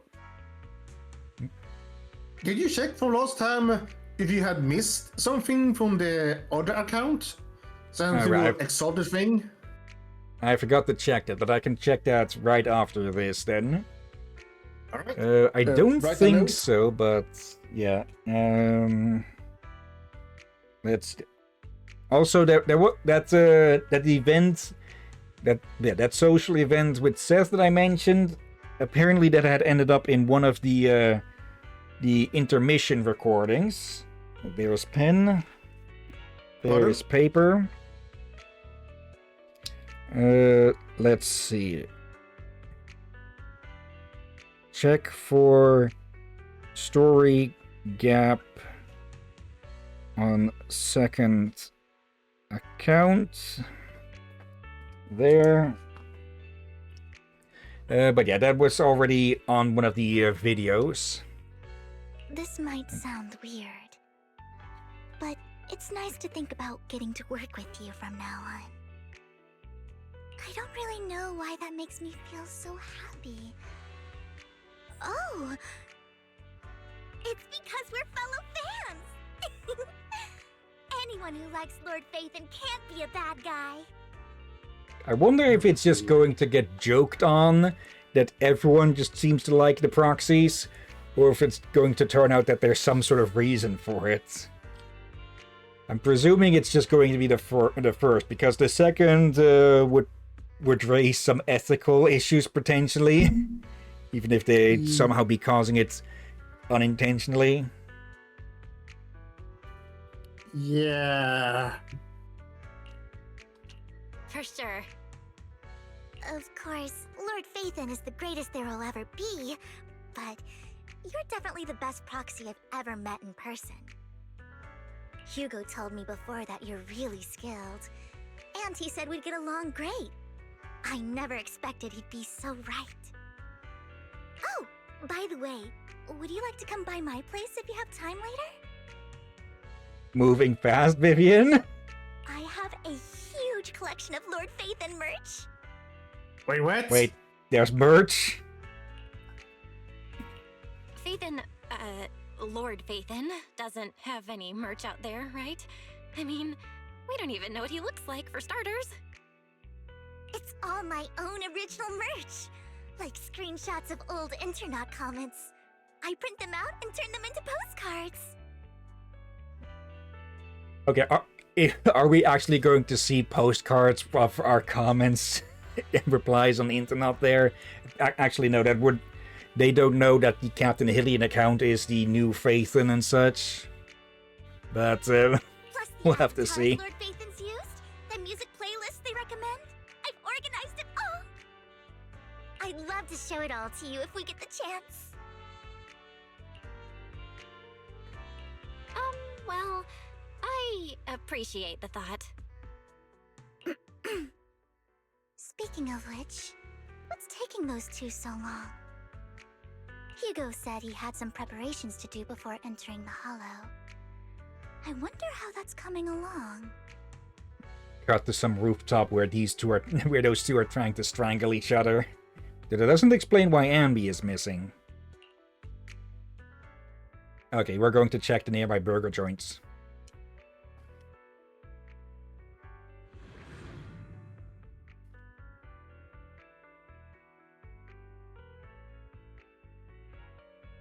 Now I'm reminded to... It's been a bit since I've had one of those microwave hamburgers. I should try and see what happens if I toss those into the air fryer instead. No, like Captain. Just buy frozen burgers, then put them in the air fryer. Good point as well. That's what I usually do. Let's see. I think I've brought these up before, but do you remember a Dutch deep frying snack called frikandel? Basically like a sort of meat stick. Wait, say that again? Frikandel. You never told me about this before. Go on. Not even sure how to... There's sort of like a type of sausage, I guess you could say. But yeah, I can get like 20 of those frozen for like 4 or 5 euros or such. And I used to, and I've picked up again to just, when I make breakfast, I just chuck one of those into the air fryer for like 6 minutes or so. 6 or 8, depending. And just have a warm snack for dinner as well. Not for dinner, for breakfast as well. Yeah, as I said, air fryer is better. Actually, stop using my microwave for. Doesn't taste as good for microwave, and that microwave was messing with my headset. Yeah, there's also just the fact that microwaves tend to dehydrate things that are put in them and such. Like, yeah, we're going very off topic here. Yeah. But we put in like some decently expensive meatballs in there once from a special, from a reasonably pricey chicken specialist store. And yeah, they came out half dehydrated on the recommended time, so yeah. Yeah, like air fryer again is like an oven. But you can't leave it alone. If you turn itself off and it cooks the food better. And you can use oil if you want, but it was fine without any of that. Yeah. Let's see. The biggest drawback, of course, is that it's a lot smaller, but can also be used as an advantage for if you're just wanting to cook something small instead of having to use the entire damn oven for that. Yeah, no. It will depend on which type of air fryer you buy. They come in different sizes now. Yeah. Anyways, though, let's continue with this. Meanwhile, Hugo is preparing for the upcoming operation in another part of Lumina. Same old routine. Shopping first. About time to stock up on chocolate anyway. Okay, why chocolate specifically? Do you have a sweet tooth? Rations, bottled water, and those chocolate coins. Is that what he's been playing around with all this time? Just huge chocolate coins? Okay, fun thing about those things, since we're getting close to December, those are very much considered a Sinterklaas treat here. Where, well, chocolate coins, since, well, the whole thing with Saint Nicholas is that, well, one of the myths with him that was that he'd give gold for, well, children to be able to be treated well and such. Somehow that got turned into chocolate coins. Okay. Are we going to get Saint Nick references with Hugo here? Let's see. I'll take all of them in a bag, thank you. They're available through most of the year, but they just become more popular at December, of course. At this moment, a familiar figure appears. Thought so. Hugo? Oh, what a coincidence. Didn't expect to see you here. Evidently, I didn't expect it either. Otherwise, I would have chosen a different store. Are you preparing for the operation? Are you blind? In one eye, yes. Oh, by the way, thank you for joining us this time and lending your combat prowess. If you could also refrain from revealing our secrets to your dear master, that would be perfect. The manager went over this with me. You have my word that as long as your actions do not cause harm, I will keep everything secret. Awfully kind of you. Alright, I'm short on time, so I'll be off now. Enjoy your shopping. Okay, these two just still want to absolutely murder each other. Emergency medications need restocking too, and guess I'll stick to the ones I'm used to. At this moment, a familiar figure appears once again. You're following us, aren't you, Lycon? You know what, Lycon? If I were in your shoes and foresaw an awkward encounter with a former partner, I'd choose to go away. Time is short, and this is the only pharmacy around. Besides, I don't see any need to avoid you.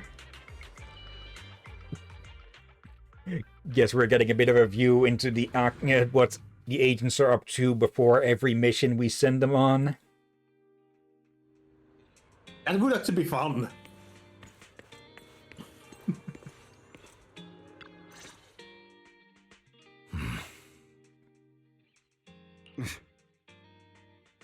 This is getting to be more than just a coincidence, don't you think? Or perhaps you are actually stalking me. Honestly, if he were, he'd probably be a lot more sneaky about it. If I was stalking you, you wouldn't ever know. Overconfident as always. You haven't changed at all. We just make it a habit to check the state of our weapons prior to combat. Thanks for that little reminder. I almost forgot. I didn't expect you to let me join. What else could I do? Master Proxy would have insisted on having you join us. So why exactly are you calling the Master Proxy as well? Like with Lycon, it's expectable with the whole maid and butler service stuff. I never expected for us to have a chance to enjoy some pleasant conversation like this. Without our weapons drawn, that is. It really has been too long. I still remember when we first established Mockingbird. Indeed. That was a long time ago. Thankfully, Jack went in peace. He must have known about his condition for some time. He even left us with instructions. Passing peacefully in your sleep is the most natural way to go. I'm happy for him. By the way, Lycon, have you given it any thought yet? I think I only just now noticed, but have we seen Lycon's right eye at all during these flashbacks? I think so. Yeah. So, you mean never seen them both at the same time. Phantom Thieves? I'd have to check back, but I'm guessing we either never see it or we've only been seeing one at a time each time. Yeah, due nice little to detail. Hair. the hair. Yeah. It's time for us to build an organization of our own. Jack always supported the idea, didn't he? I don't have any objections. But what should we call it then? How about Mockingbird? It's a bird known for mimicking the calls of others to blend in. The same way we don high society roles for ourselves when we're out on a mission. Oh, oops. I nearly forgot. You're a terrible actor, and you're always flubbing your lines. I guess we can rule out that name then. No, call it Mockingbird. We're always just putting on an act, aren't we? I won't slip up on our next mission. Besides, we still ran missions together even when we didn't have a name. Having one now won't really make a difference. No. It does make a difference, Lycon. And I don't just want a name. I want Mockingbird to become a symbol, like the sword of Damocles hanging over everyone's heads, striking fear into the hearts of the rich and cruel whenever they hear the name. Just like Jack used to say, this world isn't fair. So that's why we have to influence it however we can, and change things in our own way. But on the basis of not causing harm to other people's lives. That's also what Jack used to say. You remember, don't you? Of course I remember. All right, I promise. That sounded pretty forced. Don't forget, things don't end well for people who break their oaths. I'm good for my word. You must trust your fellow companions. That's also something Jack would say. Well then, today's the day that Mockingbird will officially start flying. Our first order of business, deciding on our symbol.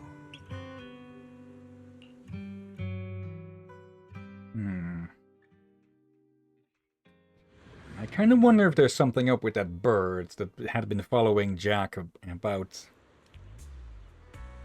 You and Lycon share a rare moment of peaceful reminiscence. Meanwhile, on the proxy's side, the others joining the operation finally arrive. Still dressed like that, Ambi, huh? Yep. Too early. Oh, love of. Just walk. Oh, right. Other than familiar faces, we also have a new friend joining us for this operation. Oh? Seems that Miss Ambi is the reinforcements recommended by the manager. A pleasure to meet you. I'm Hugo. Hello. The proxy has already updated me on the necessary information. Rest assured, I will keep it confidential. So, before entering the Hollow, let's confirm the mission's objective once again. We'll be heading to one of the coordinates marked in Bringer's notebook and searching the area. Based on relevant information, these coordinates may contain secrets related to the Exaltists. These could be treasures or something awful. We'll have to explore and find out. If there are no further questions, let's begin now. And we jump straight in. I do like that things seem to be becoming less and less faction specific. Though Mockingbird, to my knowledge, has only 2 members to it. And, well, Lycon being added in makes sense, since he was a former member. But we'll see if we see, well, more intermingling with the factions, seeing as Ambi is here as well. Yeah. I didn't expect the coordinates in Bringer's notes to lead here. Oh, are you familiar with this place? More Very. familiar than you, it seems. Proxy, if they're being too noisy, can ask protection. Yes.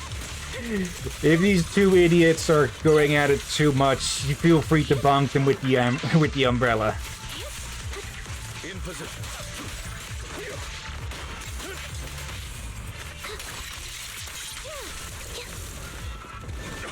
Yep. There you go. Alright then, moving on. I wonder if we'll see more of this as well. Where we have someone actively, well, acting alongside us. Oop. Okay. I don't enjoy obstacles in my path. Can we not bust the door open? You can try. Master Proxy, we need to... The generator room should be nearby. Even Over when here. slow walking, it's too fast. Wow. I think it's because of need to stand still. Yeah, finally shutting up.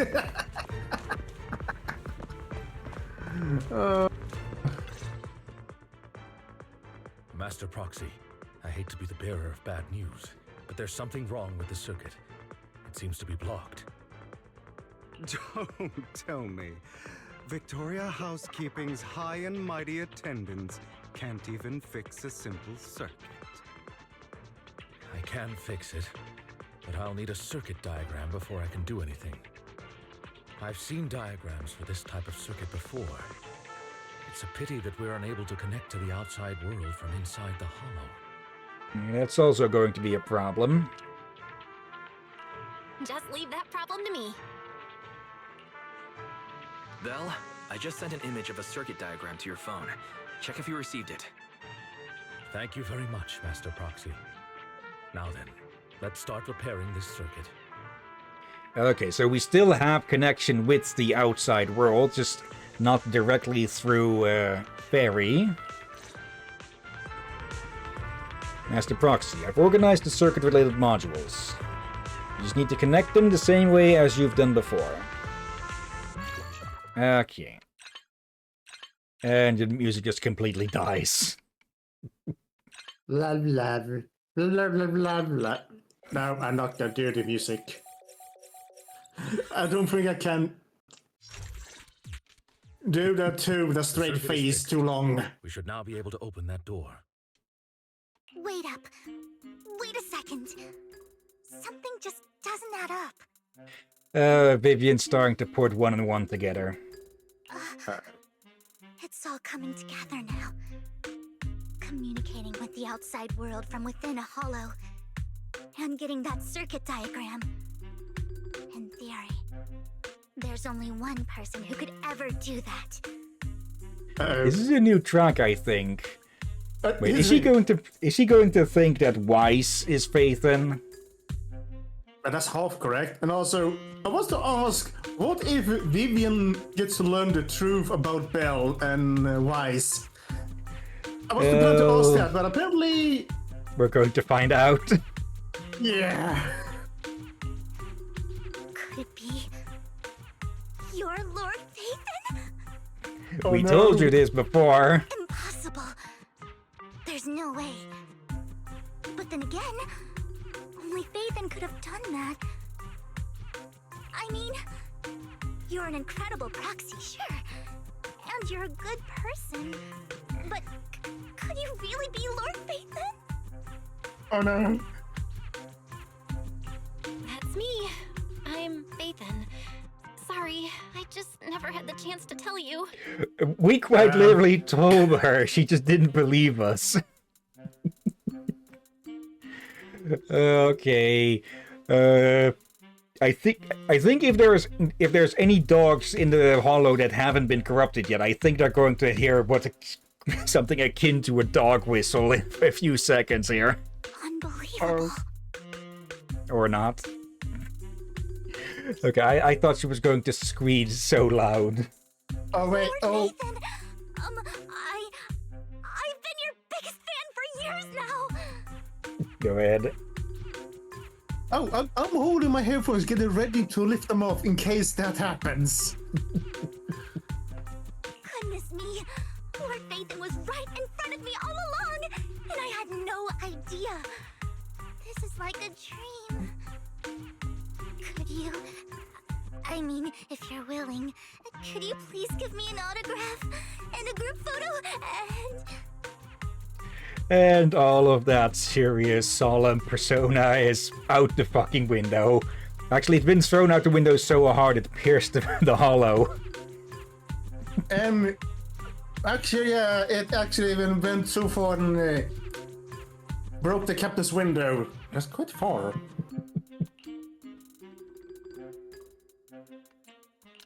Anything you want. We just gotta get out of the hollow first. Oh, okay. Sorry, guess I got a little too excited. Anyone would be enraptured meeting someone they admire that much. Belle? Yeah, if I ever met my favorite movie director, I'd be the same. Isn't your favorite movie director basically any movie director? For a moment, I thought she was doing the... Now I'm doing it with my hand. The heart shape. Yeah, for a moment I thought she was doing that. Also, She has done this before, though, when she was worried, I believe. Indeed. Also, Belle, be careful what you say.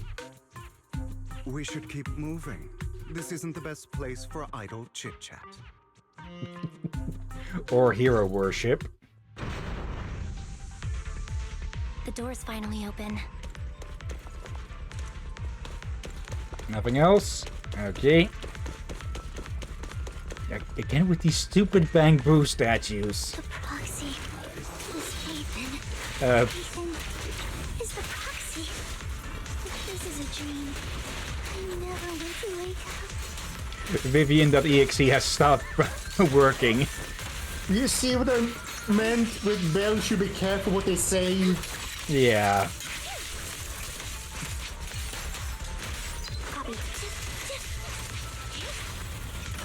There. Finishing blow and right onto the other one. Move it can go over there should lead to our destination. Either very cute or very scary. Yandere. Hopefully not that far.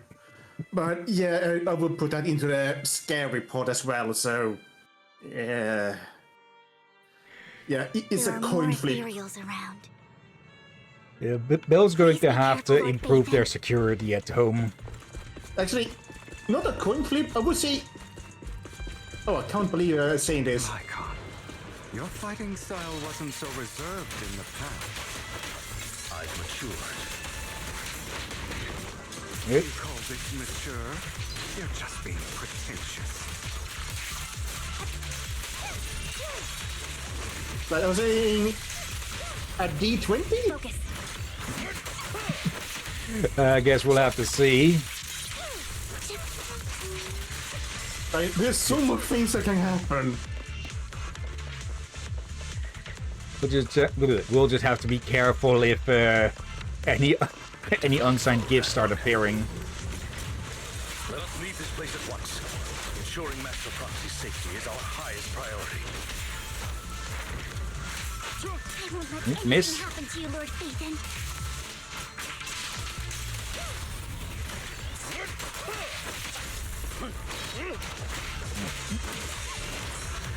Yep. Nope.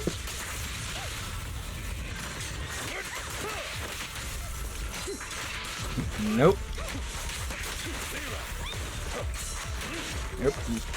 Missed the action on that one.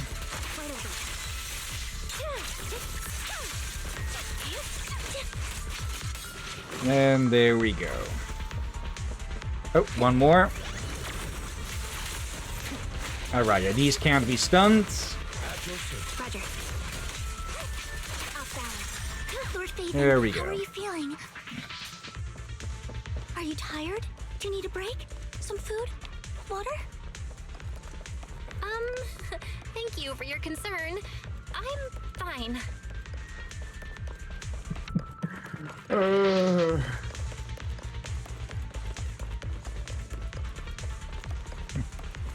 That's actually pretty nice. Wait, go back. That's That's an the ethereal. lamb. Yeah. Okay. Guess there isn't really a law against making art of ethereals, I guess. You're blocked up by a complicated mechanism. Master, a complex mechanism has been detected ahead. To pass through, you need to activate all 3 smaller mechanisms. Suggestion: split up and handle them simultaneously to save time. So, we have to head to 3 different places to crack this thing. I think we can see how this is going to split up. Actually, no, there's one more for that. I'm guessing Hugo and Lycon, or maybe Hugo and Vivian. Lycon solo, maybe, and Ambi along with us. Hugo? I We're should have splitting into known. 3 groups? In that case, I'll protect you, Master Proxy. Okay, Belle and Vivian, Hugo and Lycon and Ambi solo. I can take care of one myself. Call that. That leaves the last one to me, then. You should go with Hugo. What's that supposed to mean? We get along just fine, don't we, Miss Cunninghair? I don't know what's going on with you two, but you've been bickering the whole time. It's annoying. This is a good chance for you guys to build some rapport. Ambi's got a point.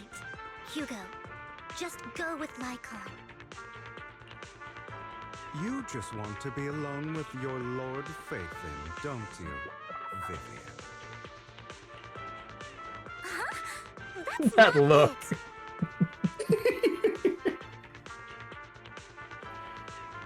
All right. Sounds like a plan. It's all decided then.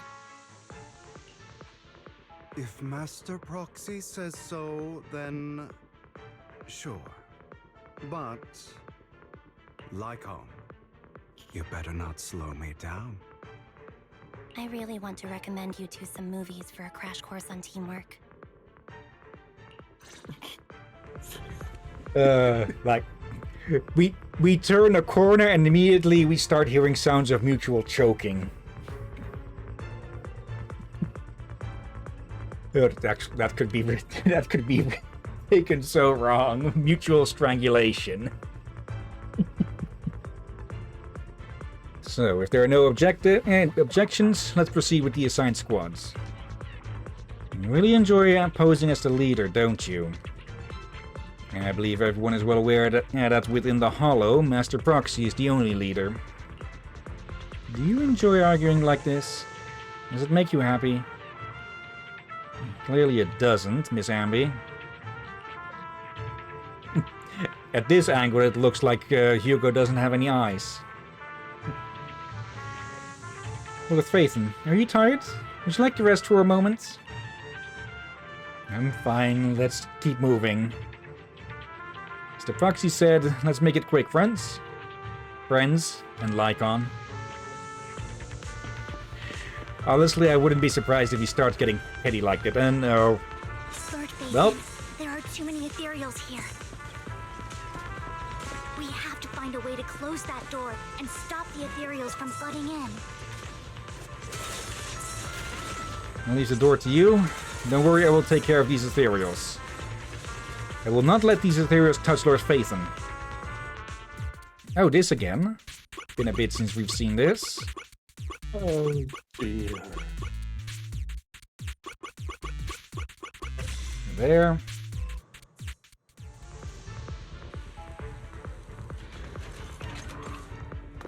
Okay, it must have triggered some sort of sensor.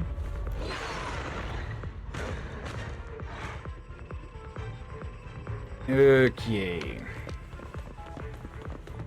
Lord Phaethon, seems like we both need to press down on these mechanisms at the same time. Okay. Sure enough, Lord Phaethon and I share a deeper connection. Sorry, I hope I'm not being too forward. Goodness me, somehow I'm fighting alongside Lord Phaethon. It's like all my dreams are coming true. I'm going to wake up any second now, aren't I? No, this isn't a dream. I'm real, see? You can even hold my hand. Oh no. She's never letting go.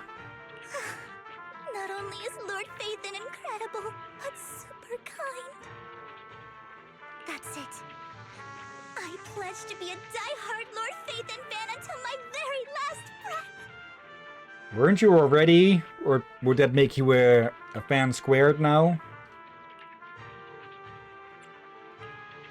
I'm happy to hear that, don't get me wrong.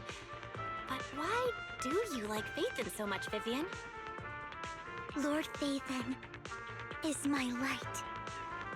Okay. The one who saved me in my darkest, most desperate times. Like a deity who rescued me. Wait, did we accidentally rescue you at one point? You probably don't remember, but you really Looks did like. save me that day.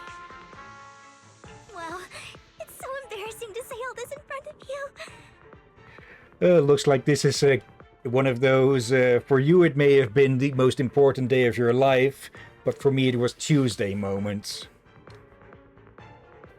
Sorry. I hope I'm not bothering you too much. Of course not. Thank you for your loyal support. I should be the one thanking you. Just being able to see Lord Phaethon makes me the luckiest person in the whole world. Sorry to keep babbling like this. I wonder how the others are doing. I'm sure Anby will be able to manage. She's great at this kind of stuff. But as for Hugo and Lycon, let's just hope they don't get into a fight with each other. Cue cartoon fight sound effects in 3, 2, 1. There are too many ethereals here. Though, it's not a huge problem.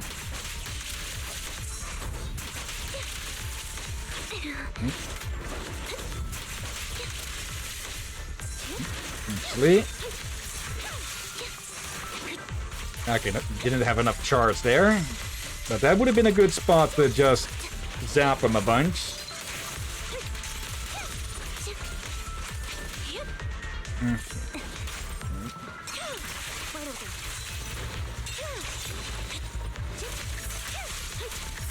Oh, that one's not charged yet. Okay. At the lighter half of the... There we go. The spikes light up visibly when they have a charge. Okay. I hadn't really noticed that before. Maybe I should turn off the damage counters, because they do take up... they do block sight at times, huh? Yeah, like... If you want to grind and such, that's fine. It gives you an idea how things are going, but... We do this for story and all that, and yeah, that is distracting. The final step is to operate this console. Like in the movies, bring down the lever with a decisive pull. Great, no monsters. Let's go meet up with the others now. Meanwhile, unlike on Hugo's side...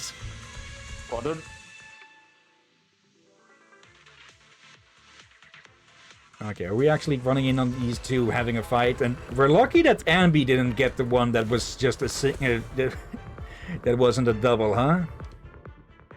So, we have to cooperate to solve this problem. Then again, Fairy probably could see that through the systems and such. That's a real shame. I have no intention of arguing with you right now.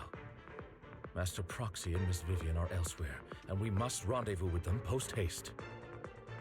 What a coincidence. That's exactly what I was thinking. Just this once, we should trust each other. For the Proxy.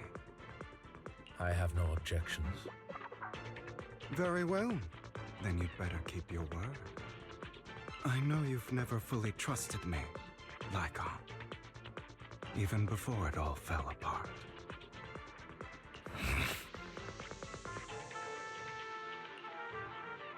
Oh! I just saw something here. I'm gonna double check before I say something here. Potential good news. Alright, good news. Oh? Derby may hopefully got anything they need to fix their issue. Okay, so tomorrow they should be able to join back in with Evil Within, huh? Yeah, tomorrow Derby should hopefully be able to do that. Yeah. I just hope it helps, since here's the thing. They got their computer not long ago. Actually, this year, a month ago. So that thing already had issues? Yeah. That just stings. Okay. Looking forward to tomorrow. And on this, I get the feeling that Lycon did trust Hugo fully during their time with Mockingbirds. Let's see. And I guess we're going to get to see that. Or not. Lycon is silent for quite a while, seeming to be caught in some memories from long ago. You wanted to speak to me? alone? First time we get to see Jack's Jack's face. I know you and Hugo are as thick as thieves and don't hide anything from one another. But you can't tell him what I'm about to tell you. Did something happen with him? Hugo is an intelligent and gifted child. He learns everything I teach with ease. Okay, at the absolute least, they are teens, but then again, Jack is so old that, well, anyone would be a child to him. In time, he'll grow beyond me. Reach a place where people will marvel and look up to him as a beacon. Yeah. As much as I hate to admit it, he always picks things up just a teeny bit quicker than me. But none of that matters, because I can overpower him easy. I don't think being gifted is a good thing for him. What do you mean? He bears a dark and painful past. What he was taught, the hatred he was faced with, everything he picked up. It's all become an integral, inseparable part of him. I believe that beautiful flowers can blossom even in the darkest abyss. But the roots of that flower would draw from evil instead of good. Hatred instead of love. It's a curse that flows through his lineage. A curse that fate branded him with. Okay. Is he speaking literally? I've seen far too many people like that throughout this long life of mine. They struggle with this curse their whole lives. But they all end up failing in the end. Okay, more figurative in, well, the curse of a bad upbringing, or a bad childhood. The path of light is narrow and fleeting. And the darkness is filled with such temptation that dropping your guard for even just a moment can send you spiraling straight into the abyss. Do you mean Hugo's going to be a bad guy? I don't know. I hope he'll always stay true to his heart. That he won't give in to hatred and ambition. That he won't become the dragon that must be slain. But he has inherited the seed of evil. You cannot let it take root. I'm afraid I won't be there to help you. There's not much life left in this old body of mine. So then, Lycon, promise me now. You must hold his chain tight, to restrain him, to stop him. And when necessary, to choke him.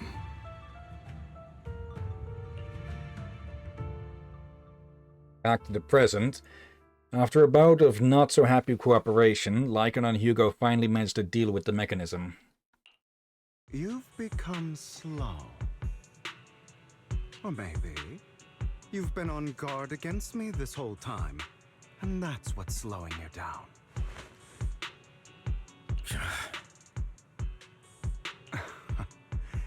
Looks like I was right. Lycan, I hope you're aware that the one who betrayed Mockingbird and went to work for the Mayflowers was you, not me. I would never betray my companion. I don't wish to repeat myself, but you should not break our oath. That's the path I've chosen, and I'm going to stick to it. But you know that path will lead you the wrong way. Who are you to lecture me about right and wrong? I believe any path that makes you feel pain must be the wrong one. Your disgusting sympathies make me sick, Lycan. There's only ever been one person who can kill me or save me, and that is me.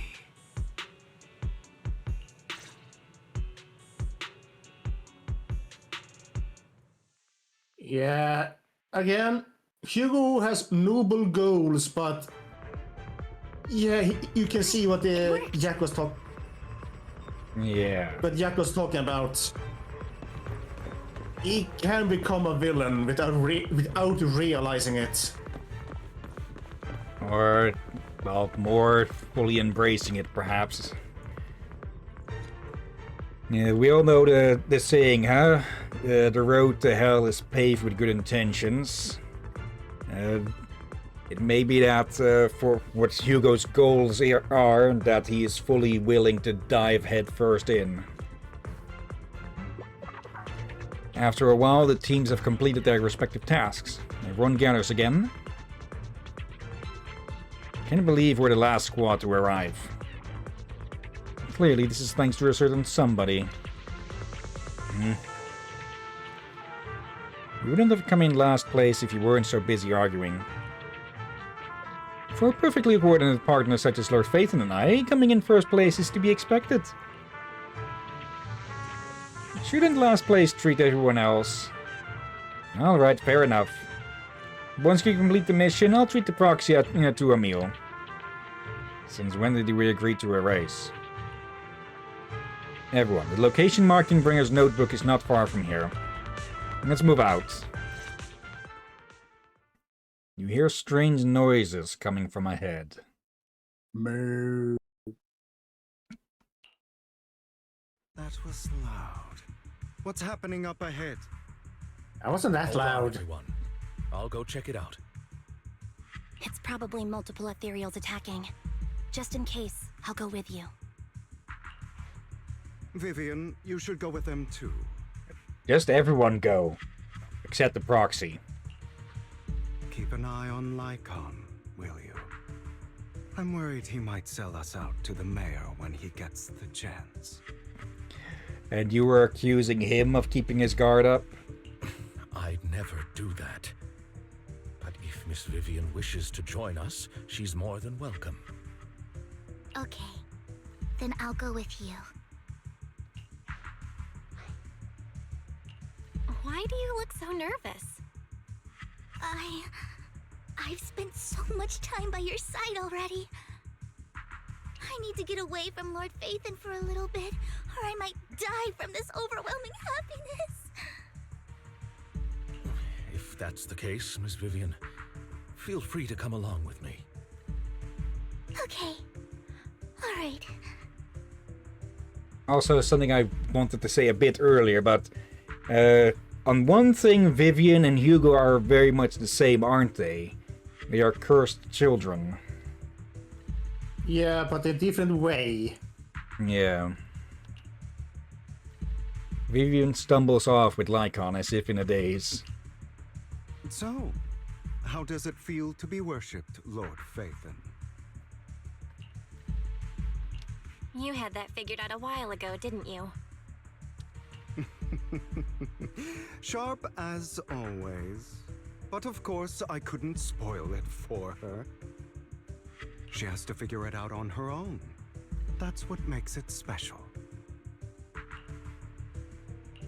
Not only that, you asked Lycon and Vivian to leave for a reason. Is there something you'd like to say to me? I can't keep anything from you, can I? I've always treated Vivian like my own little sister. Maybe it's just a coincidence, but she looks a lot like Serena. I think I mentioned it before. Serena was my half-sister. She passed away a long time ago. Okay, are we going to get some details on how that happened? Because I find it doubtful that he would actually have killed her. Intentionally, Look at his at least. eyes. Yeah. Red and blue. And very much slitted. Oh, so that's an odd type of piercing in his ear, the spiked one. Yeah, I saw that too. For that. Of That all must the get ones, uncomfortable. Yeah, that one looks. It will be uncomfortable. Vivian adores you. Whether you're Phaethon or just Belle. Of course, I also have a lot of respect for someone like you. Strong, fair and genuinely kind. So I hope... I beg you, please keep her safe. Hang on. What's that supposed to mean? Think of it as the last bit of conscience I have left. A kid as pure as her. She should stay alongside someone who walks in the light. Like you. Not even Vivian can agree with all my beliefs. One day we'll go our separate ways. Your beliefs? What do you mean exactly? You probably heard from Lycon. We swore an oath when we started Mockingbird. We swore to use our own hands to right the wrongs in this world. But never, under any circumstances, would we take another human life. I stayed true to my words. Until... my father, the man I hated, stood right before me. I could have ended his life easily. But I hesitated. I remembered that damned oath and their repeated attempts to convince me. Who tried to convince your father? I didn't do it. Because of that. Innocent people died. All because of him. Wait. Did he kill his children? Like some sort of suicide squad bombs or something? If I'd killed him first, then none of those tragedies would have happened. People like him don't deserve to live. After that, I realized sometimes taking one life really can save countless others. So, Lycon walking in on him among the corpses really was a case of it's not what it looks like. His father killed his children somehow. I'm guessing through some sort of implants or something. And all of them were drinking. So all of them could have been drinking poisoned wine and such. Yeah. And there was also that Serena was poisoned, so... Did he kill one of his daughters?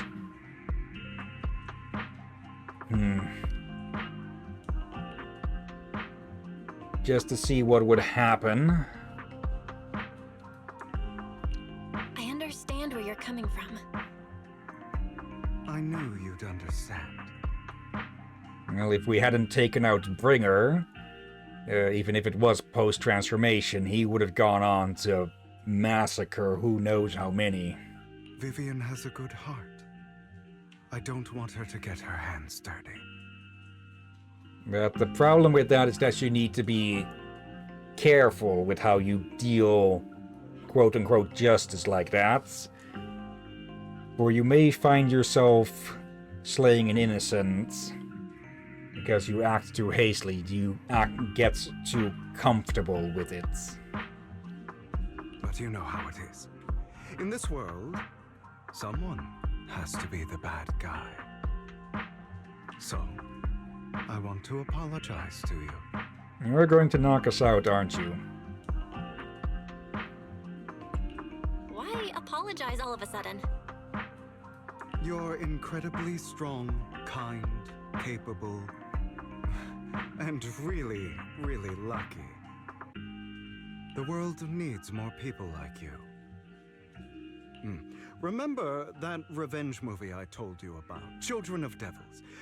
I still haven't found it, but I came across another videotape with the same name. There he pulls out one of those chocolate coins again. Turns out, in that story, the Children of Devils are actually the children of gods. Sorry for rambling. Hope you don't mind. They should be back soon. Please, look after Vivian for me. You're going to try and pull something, aren't you?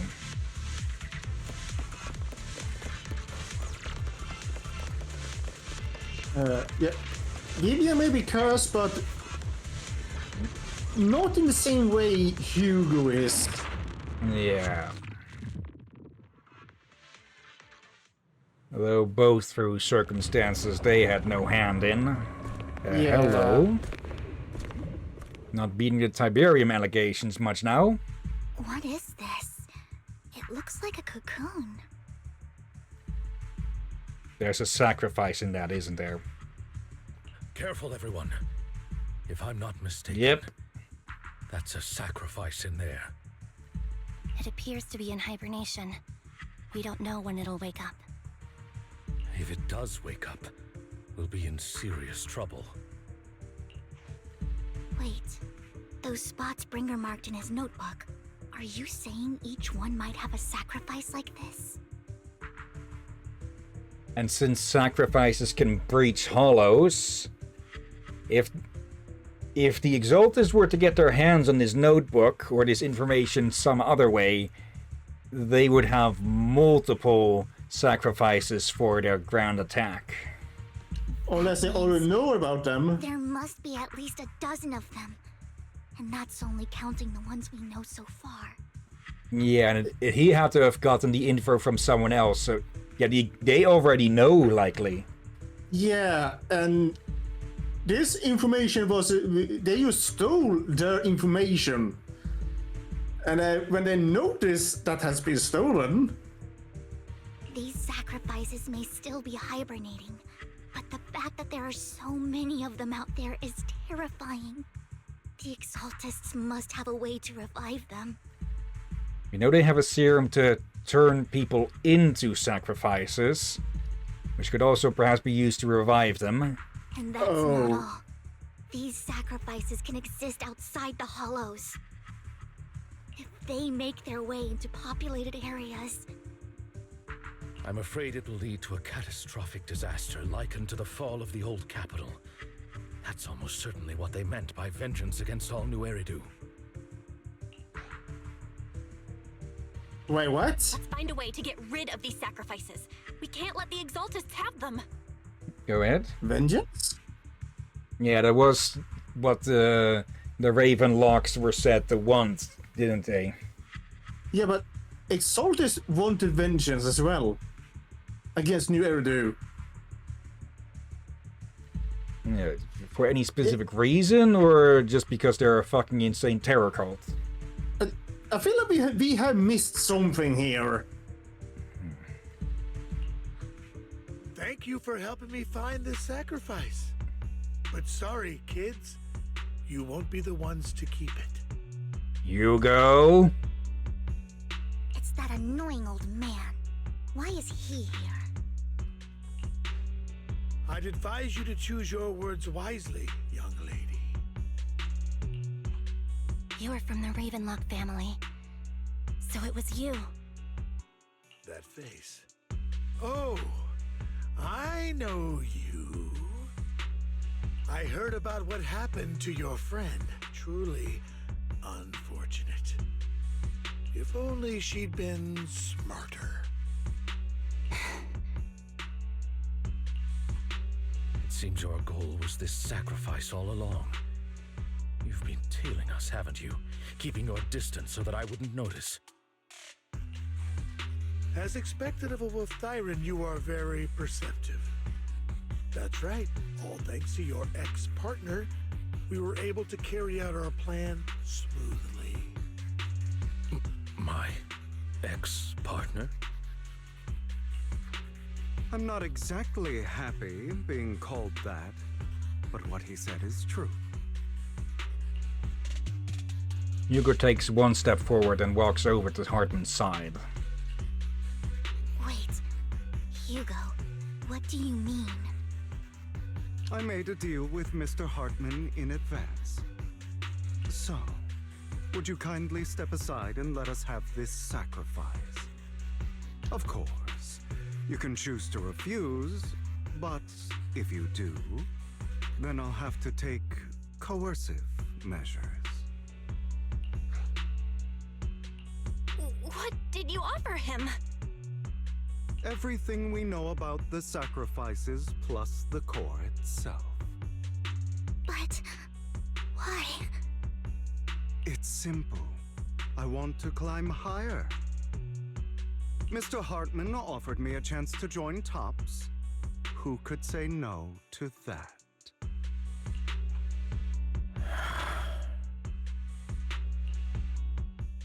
No. Impossible. You promised to help me investigate the Exaltists. You told me the whole point of Mockingbird was to do anything it takes to bring a little justice to this world. Was all of that just a lie? You're just too gullible, Vivian. I also told you, everybody lies. To hide their true intentions, people lie so smoothly, they don't even bat an eye. And I have the suspicion that Hugo is lying right now. You...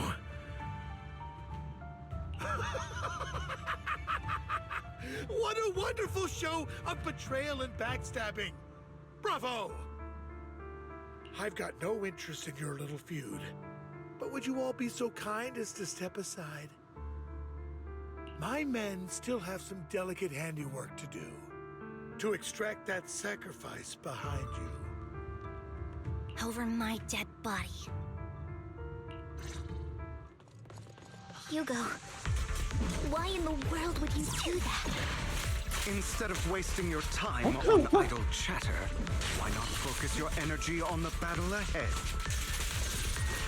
Your plans will never succeed. It's useless. Don't you get it? You're not just going against the people in front of you. You're not going against me. But rather, the entire Ravenlock family, even the whole of TOPS. There's no chance of victory for you. What you deserve.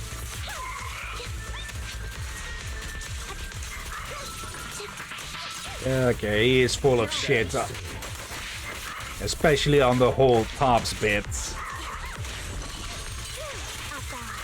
I'm pretty sure if most of TOPS knew about this, they'd have him executed on the spot. And they fucked off with it. You've already escaped with a vision with this sacrifice. You have to catch up. You can't let them have the sacrifice. Also, I thought this was like a marking for that missile coming down or something, but no. Oh, also, what kind of weapons were those first one using? Not sure. I don't think I've seen that before. Like, the big one, the big guy? Yes, but the other ones with Hugo, the don't weird make a choice you'll regret. guns? No. Hartman's mercenaries are quickly dealt with. You guys are such a pain. Hugo, stop standing around. Time for you to act.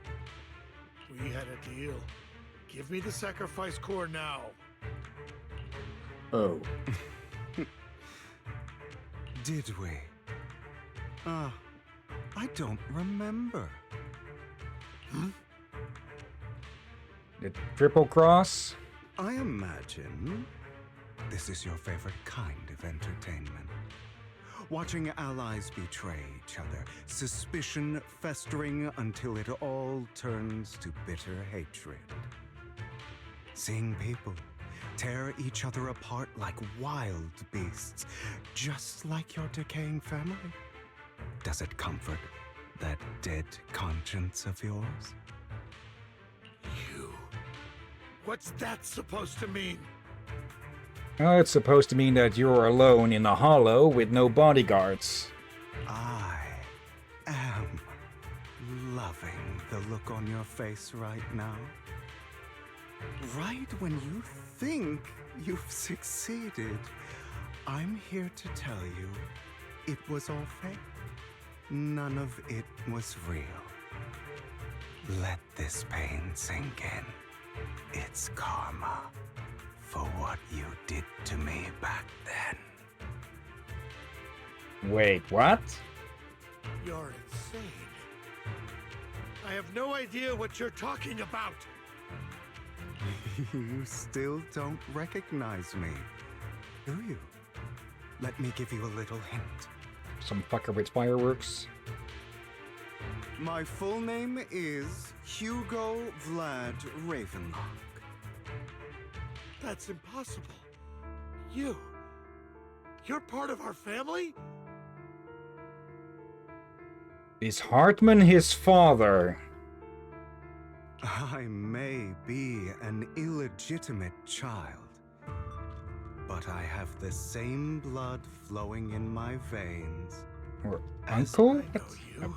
Too early. You're that bastard of his. Damn it. I could have sworn you were already. Yeah, uncle. Or grandfather. My Uncle. dear uncle. You were never worthy of your position.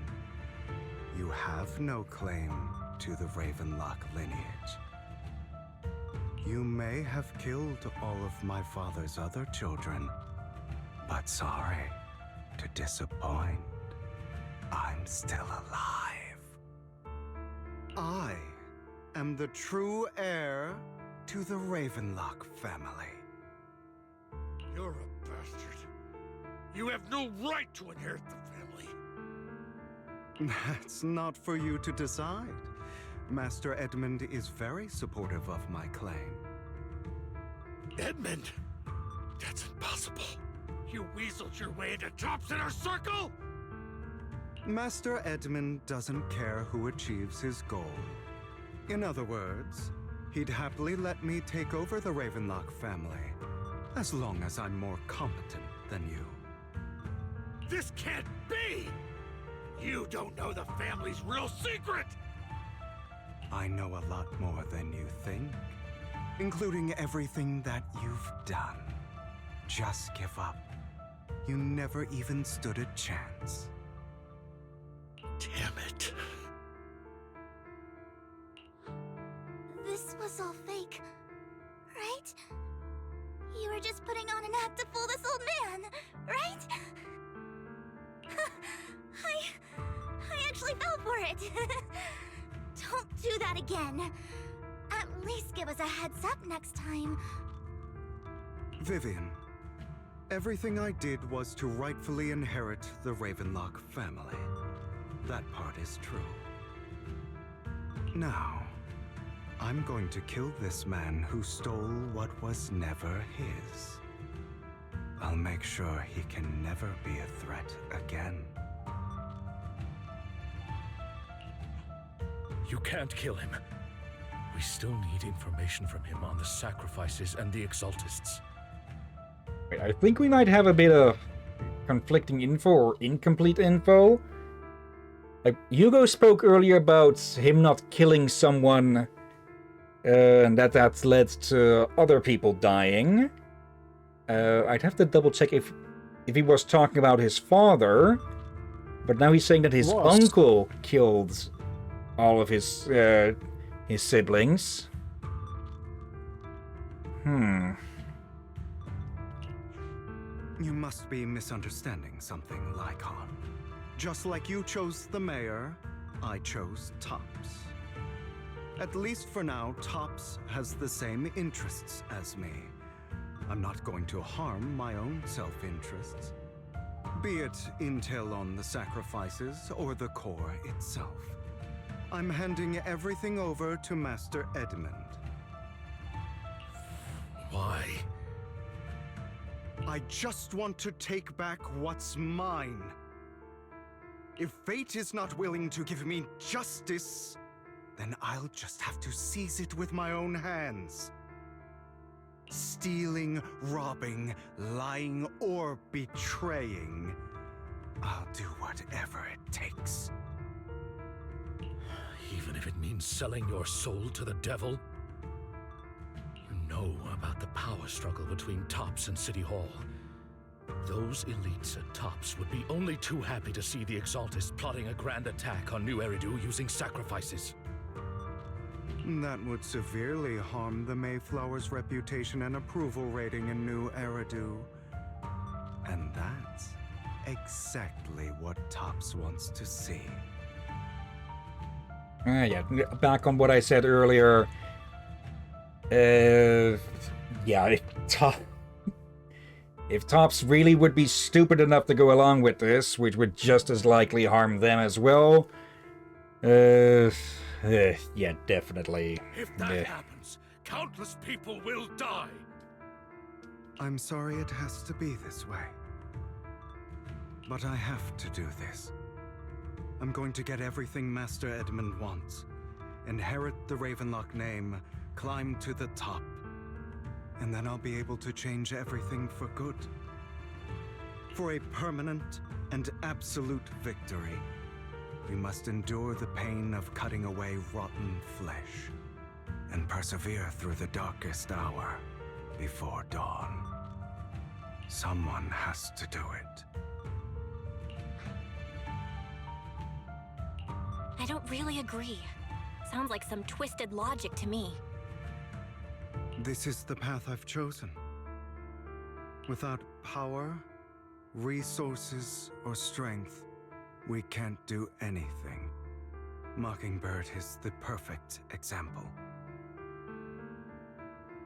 All the talk about using our power to tip the scales of justice and hover over them like the sword of Damocles.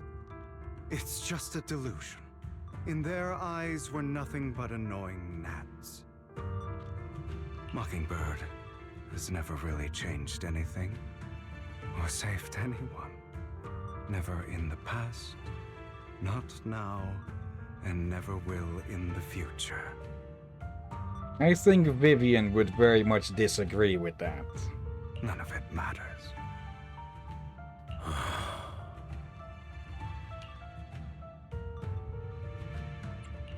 I understand your anger and resentment, but you can't let those feelings consume you.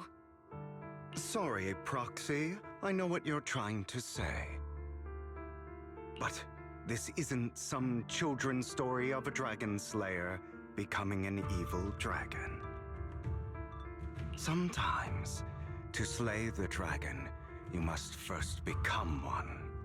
With sharp claws, rending fangs, and strength enough to destroy anything. And then you'll just be left with another dragon again. So I will bloody my hands.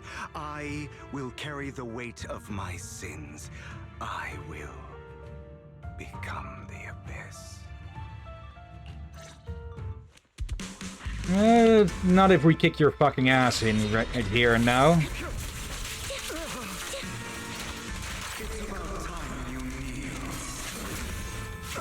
That one was new.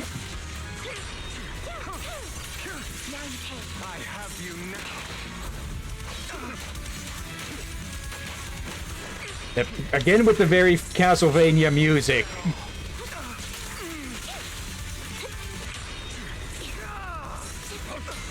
Nope.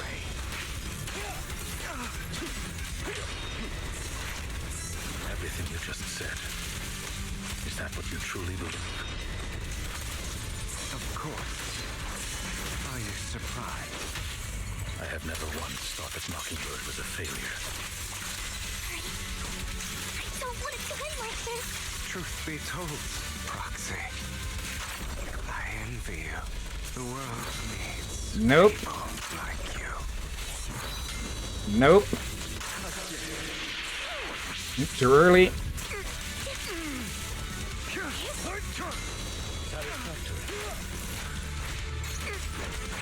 What the heck?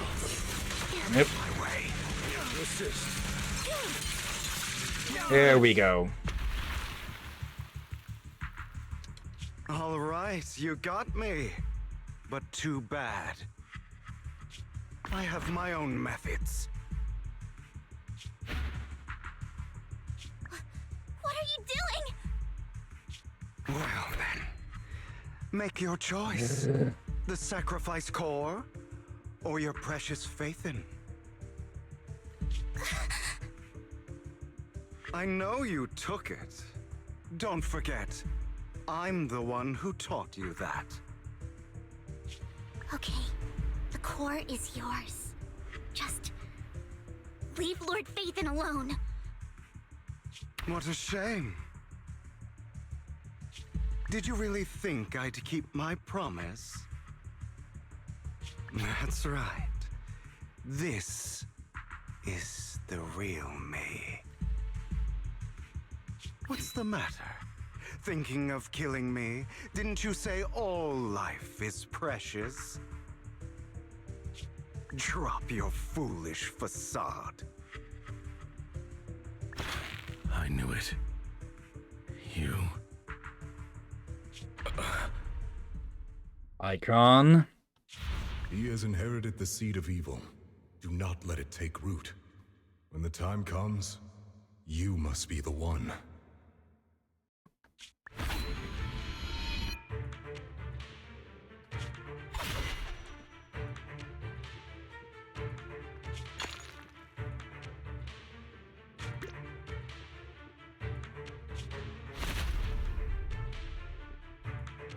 Go on, kill me.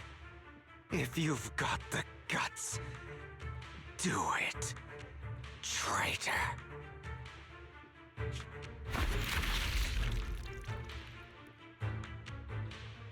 So, did not expect that. I was more expecting him like to throw him off or something.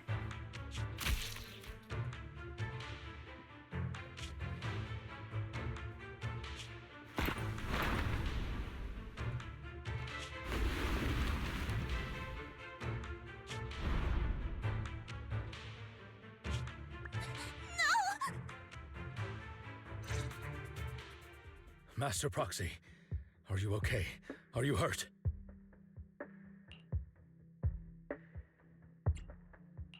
Don't worry, I'm fine. I just never thought things would turn out like this. Lord Phaethon, I'm sorry. I had no idea Hugo would do that to you. I'm so sorry.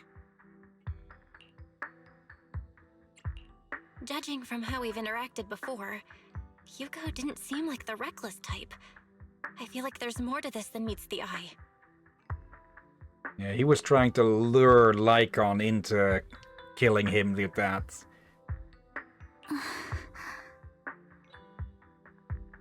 To prove him a hypocrite or something. Vivienne quietly walks to the edge of the rooftop. She hesitates for a long time and finally looks down. Naturally, nothing's there. Fissure? Hugo, he... That's a hollow down there. If you need, I can arrange for someone to go in and search for his body. That isn't necessary. To be frank, I thought you'd hate him for his betrayal, Miss Vivian. I do hate that he's keeping things from me, but all these years, Hugo's been like family to me. I believe he's still with us. He was hurt so badly. I'm afraid, even before he fell into that hollow, he might have already... I'm terribly sorry, but I must tell you. It is impossible for Hugo to be alive. My hand went through his heart.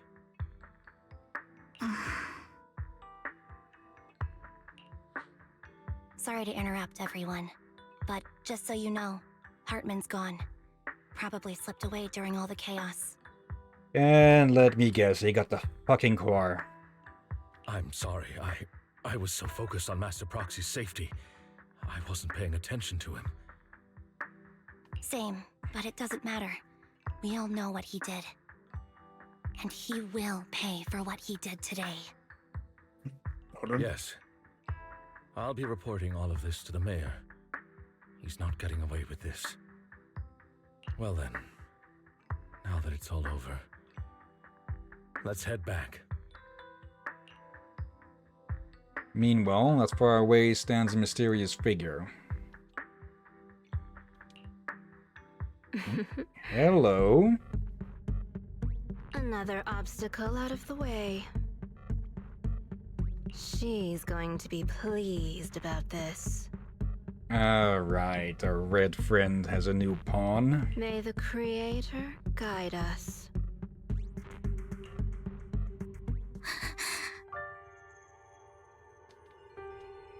Okay. Fear, suffering, despair,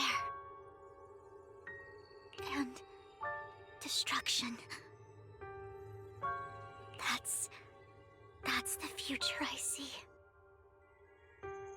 Lord Phaethon.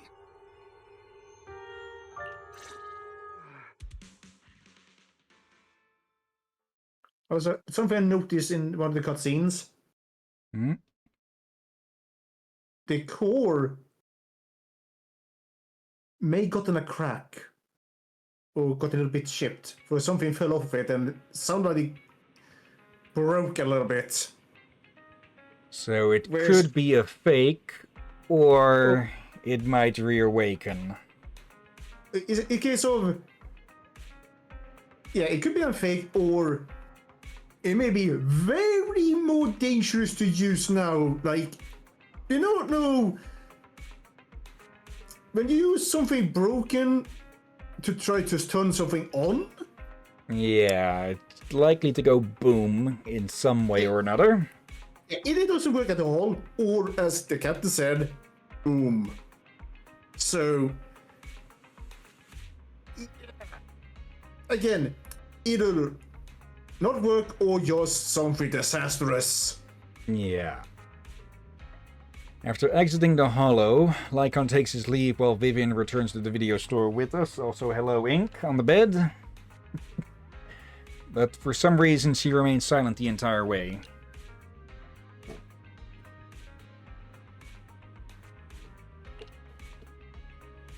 Are you okay, Vivian? You've been a little out of it. Lord Phaethon, I'm fine. It's just a little distracted. After what happened, you deserve some rest. Yeah, I need more time to think about Hugo and the Exaltists. From what I know about Hugo, he could have easily taken down someone like Hartman. There was no need for him to put on such a show. So he wanted him to get away, potentially with the core or a fake core? Yeah, also... I've been thinking that from the start, that he'd replace the core with a fake and put it on Vivian or something, but she tried to see... Yeah, also... Or maybe she swapped it? I think I remember something. Again, you may... Someone may have to double check this on one of our videos. I think I may know where they mentioned Exaltists. No. When they were interrogating the leftover of that hand. Could be, from Bringer. I'd need to double check on that, yeah. Actually, we can probably double check just the cutscene. Yeah, that's the only thing I can remember. Otherwise, I feel like we missed something that either we actually skipped over or will be part of some ancient story or something like that. Yeah. I just hope they did not do the stupid decision put it in a temporary event, for that would be stupid. Yeah, if it had been, I'm pretty sure I didn't fully miss any events. Like I missed out on some events by just not partaking early enough, but I don't think there were any that I completely missed. Let's see. He deliberately used you as a hostage, but I don't think he ever intended to harm you. What Hugo said in the end, I don't know. Something feels off. That business with the sacrifice core, maybe there is some deeper, more terrible secret behind all this. Yeah, perhaps those things are like the fucking ring from Lord of the Rings or something, that they can have a corrupting influence on people near it. I'm finding that a bit doubtful. So at the moment, I'm thinking that Hugo's trying to pull some 4 or 5 tier double agent bullshit or something by letting Hartman escape with either the real core or a fake. Wait. Oh, wait. You know the woman we saw now saying something has been dealt with? Yeah. Was they referring to Hugo or Hartman? Good point, but Hartman's... I think he may grabbed it, but maybe someone else got to him first. Perhaps. Since he was apparently planning to maybe blackmail the Exaltist or something? More to use it to get into favor with the rest of Tops by providing, well, something to damage the mayor's name and such. And from on Hugo's end with letting Hartman go, sure, it'll have destroyed his reputation with the Ravenlock family and any chance of working together with them. But he would be able to worm his way in with the rest of Tops, because, well, the Ravenlocks aren't too good in standing with Tops at the moment. So screwing them over would put him in with good graces with the rest of Tops. Plus, all of this business would be seen as a show of his reliability to them. And yeah, you can bet that Hartman is probably snitching on Hugo right now, thinking it would get him in trouble, but instead is likely going to backfire in his own face. Okay. But enough conjecture and theorizing, we'll leave that to game theory. I have a small request. It might sound a bit strange, but... Lord Phaethon, can I stay at the video store for a few days? I just don't want to be alone right now. Sure, of course. Yeah, we're not comfortable with leaving you alone like this anyway. Thank you. I'll sleep on the couch. It won't disturb Lord Phaethon at all. If I wake up and find that everything was just a dream, how wonderful would that be? Bury your tears with the past A. There's still B. Okay. Wait. I just realized something here. Vivian? Which couch? We do have that one, but that we've been using as a medical bed. For And this one up here. And I do believe that Wise has one as well. Do you see the potential problem here? Yeah.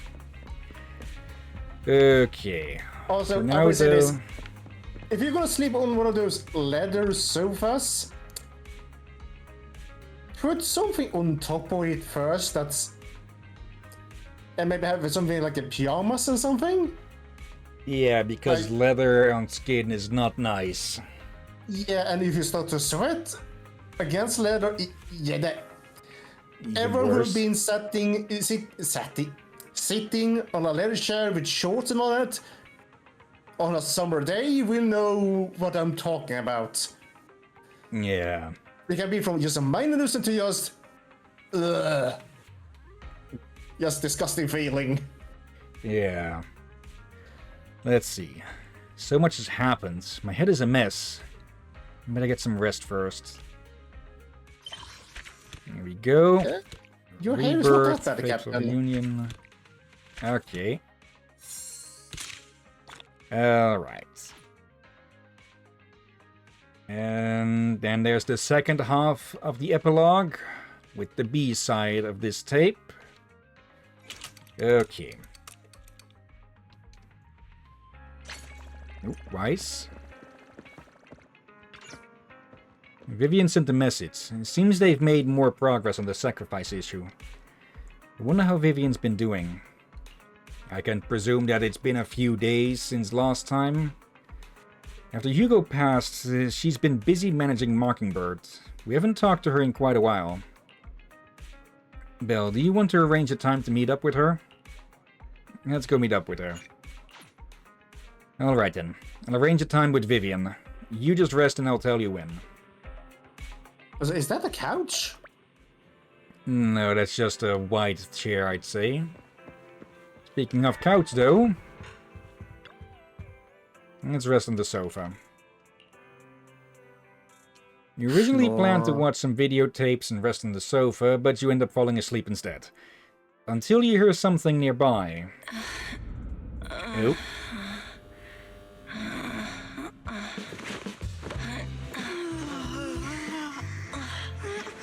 Lord Phaethon, this time let me. Vivian? Vivian?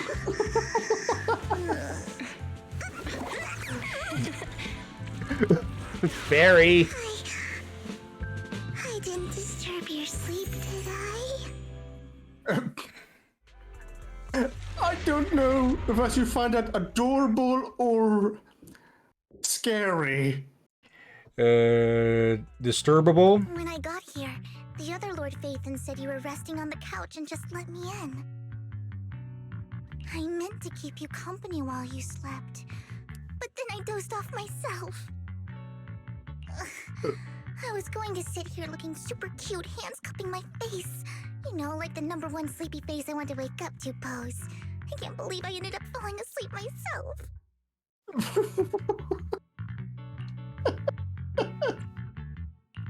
What sleepy face? What pose? That was a lot of words in one breath. Are you sure you got enough sleep, Vivian? No, Lord Phaethon. I was just worried that I had disturbed your rest. Just being able to see you sleeping peacefully is already the highlight of my day. No, my entire month. Though it is a bit late, but... Good morning, Lord Phaethon. Oh, bloody heck. That was so formal. Feels like you're about to drop some big news after a greeting like that. Mockingbird's Wait. death has stirred up quite the storm. I took some time to gather intel. Go ahead. Oh. Okay, so no more Mockingbird. And I was the joke, the captain's finally regrowing his beard. But yeah, seeing as, well, Hugo and Vivian were the only members, I'm not surprised that she dropped the name like a ton of bricks after what Hugo pulled. Or it seems to have pulled. It seems someone deliberately leaked the story that Hugo is an illegitimate child of the Ravenlock family. But I haven't found the source yet. Could it be Hugo's uncle, Hartman?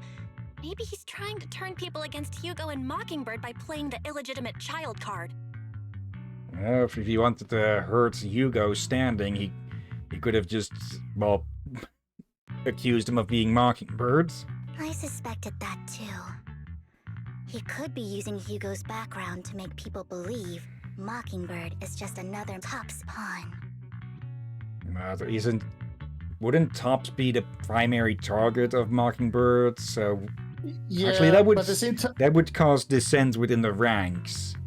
well, you did. I think it's kinda true in a way. So there probably will be that already to what Hugo did, when he is working with Tops. True. To the upper class, Mockingbird may be insignificant, but it has a loyal following among regular folks. Ah, yeah, that destroyed their reputation. But after some digging, I was surprised to find that the public isn't turning on Hugo. They're actually starting to see him in a better light.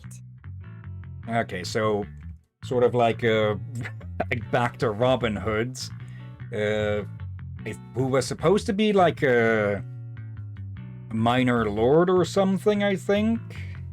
I forget. Depends on the Some story. people feel bad for him. Some relate to his struggles. And Hartman's the one getting all the heat. Let's see. Robin Hood. Public outcry against Hartman is growing.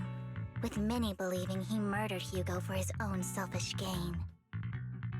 TOPS is hosting an industry summit this week, a responsibility usually handled by the Ravenlocks. But my sources tell me another family has taken over this year at the last minute. If I'm not mistaken, TOPS is intentionally keeping its distance from the Ravenlock family due to the current public sentiment. Yeah, if this was part of Hugo's plan to have the Ravenlock self-destruct through this, then that's worked at least. Is someone trying to take advantage of this to get rid of both Hartman and the Ravenlocks? I think Hartman knows this too, which is why he's completely vanished. No matter how hard I search, I can't find a single trace of him. Hartman must have taken the sacrifice core. Now that he holds this bargaining chip, he is definitely going to negotiate his way out of this with the Exaltists.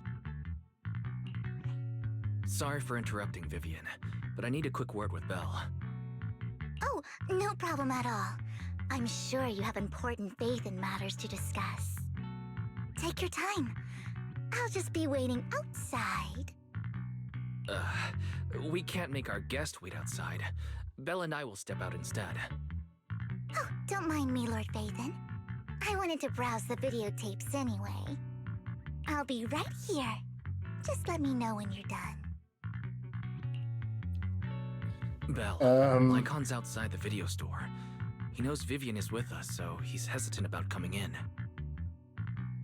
He's stressing over what he did to Hugo in front of Vivian, but he really needs to talk to us. Maybe you should go speak with him first. Go ahead. Ain't technically those two Phaethon? Yeah, they're Phaethon together. And no one told Vivian about that. I'm pretty sure she probably puts 2 and 2 together after figuring out that Belle was Phaethon. Oh, I think she might think that that's just one person currently, for no one knew Phaethon was 2 people, except the ones working with them. True, but so I'm guessing at this point, Vivian's probably been informed on that, since it's likely been a few days since the previous bit. I suspect they haven't, for otherwise she will be all over Wise as well. Maybe. I'll go talk to Lycon. Honestly, neither he nor Vivian is at fault. As proxies, it's our job to be the bridge between them. Yeah, I am curious how Vivian would react to seeing her quote-unquote brother's murderer. Though I very much doubt he is actually dead. Though how he would have survived being punched through the fucking heart. Also, BRB, I need water. Okay. You should drink some water too, Captain. It's healthy for you. Now, instead, I'm going to annoy the dog. Oh. Let's see. Top's family erase illegitimate children, secret behind. Okay. Anything new here? Fort Peak. Smart program. Products. Okay, new Eridu commemorative coins issued for city founding. This year's commemorative coins, crafted from ether, extracted from Hollow Zero, and synthesized with cutting-edge material tech, holds immense significance and meaning.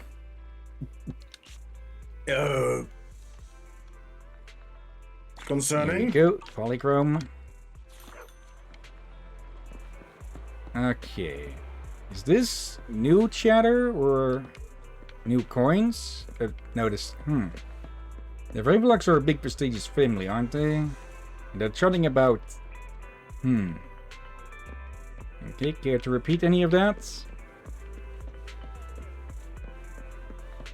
Definitely the one who murdered Mockingbird. Our big prestigious... Why would they stoop so low? Hartman must have murdered him to protect his own position of power. But Mockingbird isn't exactly a righteous, upstanding group either. Mockingbird steals from the rich and gives to the poor. Hardwood was just afraid Hugo would gain traction and he'd lose his power. That's why he did what he did. I still think there's more to this.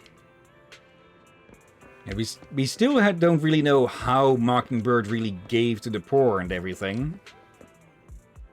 Mockingbird are the true heroes. So messed up. They stood up to those so-called elites and still ended up getting silenced. This definitely is a conspiracy. We gotta follow his example and stand up to these bastards. What can we do? We have no power. Mockingbird's Hugo is just an ordinary person. If he can do it, so can we. Right, he proved that even a single person, so long as you have resolve, can be the change you want to see. Seems like Hugo may have started a bit of a revolution. Good morning, Master Proxy. Good morning, Lycon. Wise mentioned you wanted to talk to us and Vivian about something?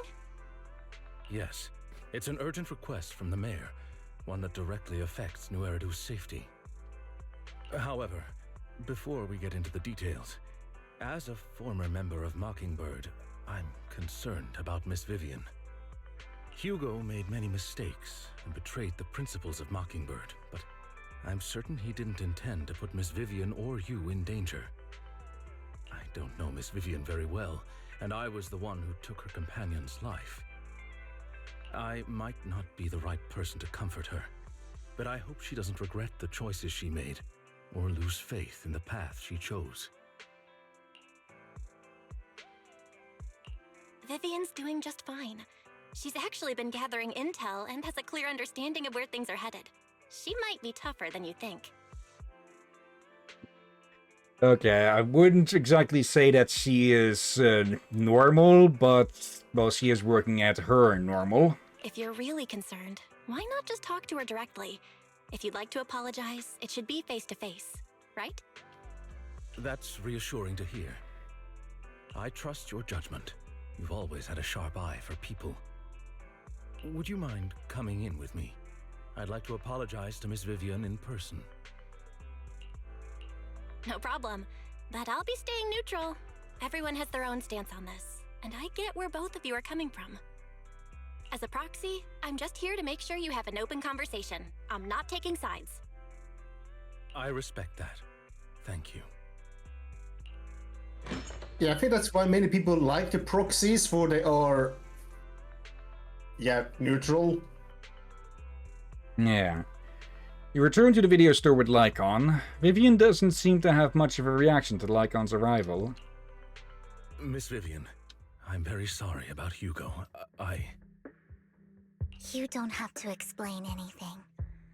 I'm also part of Mockingbird. Mockingbird stands on more than just gain, so it won't fall when fortunes shift. Hugo had his fixations and ambitions. I also have things I must see through. I'm determined to get to the bottom of the Exaltus and the sacrifices. You haven't exactly told us what your link with the Exaltus was. I'm guessing we'll be getting into that. Miss Vivian, as a former member of Mockingbird, you have my deepest respect. You have my word, whatever comes next. I would never harm you or Master Proxy.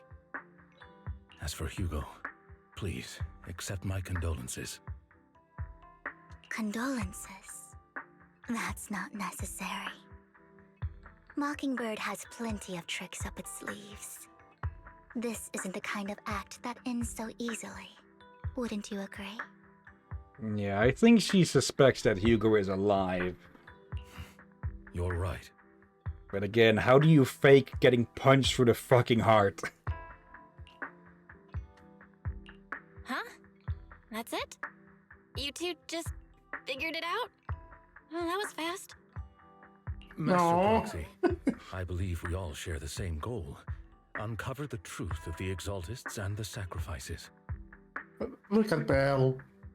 Belle was hoping for some fucking drama. Or Goblin. something more heartfelt and such, but she was sitting there looking like a confused kitten. The mayor has tasked me with inviting you to take on this mission, and hopes we can work together moving forward. If the mayor wants to work with us, I trust he will demonstrate his sincerity and kind. Mockingbird will not serve as a pawn for the powerful. That will never change. Of course. While the mayor cannot handle this personally, he will make sure we have all the intel and support we need. Miss Vivian, I know you have your own intelligence network, but for some high-profile shady dealings, perhaps the mayor can provide you a different perspective. Please, take your time to discuss.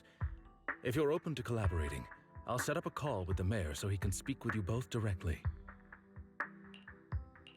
I need to discuss this with Wise and Vivian. With so many people involved in this, we need to be very careful. Go ahead. I should probably explain myself better.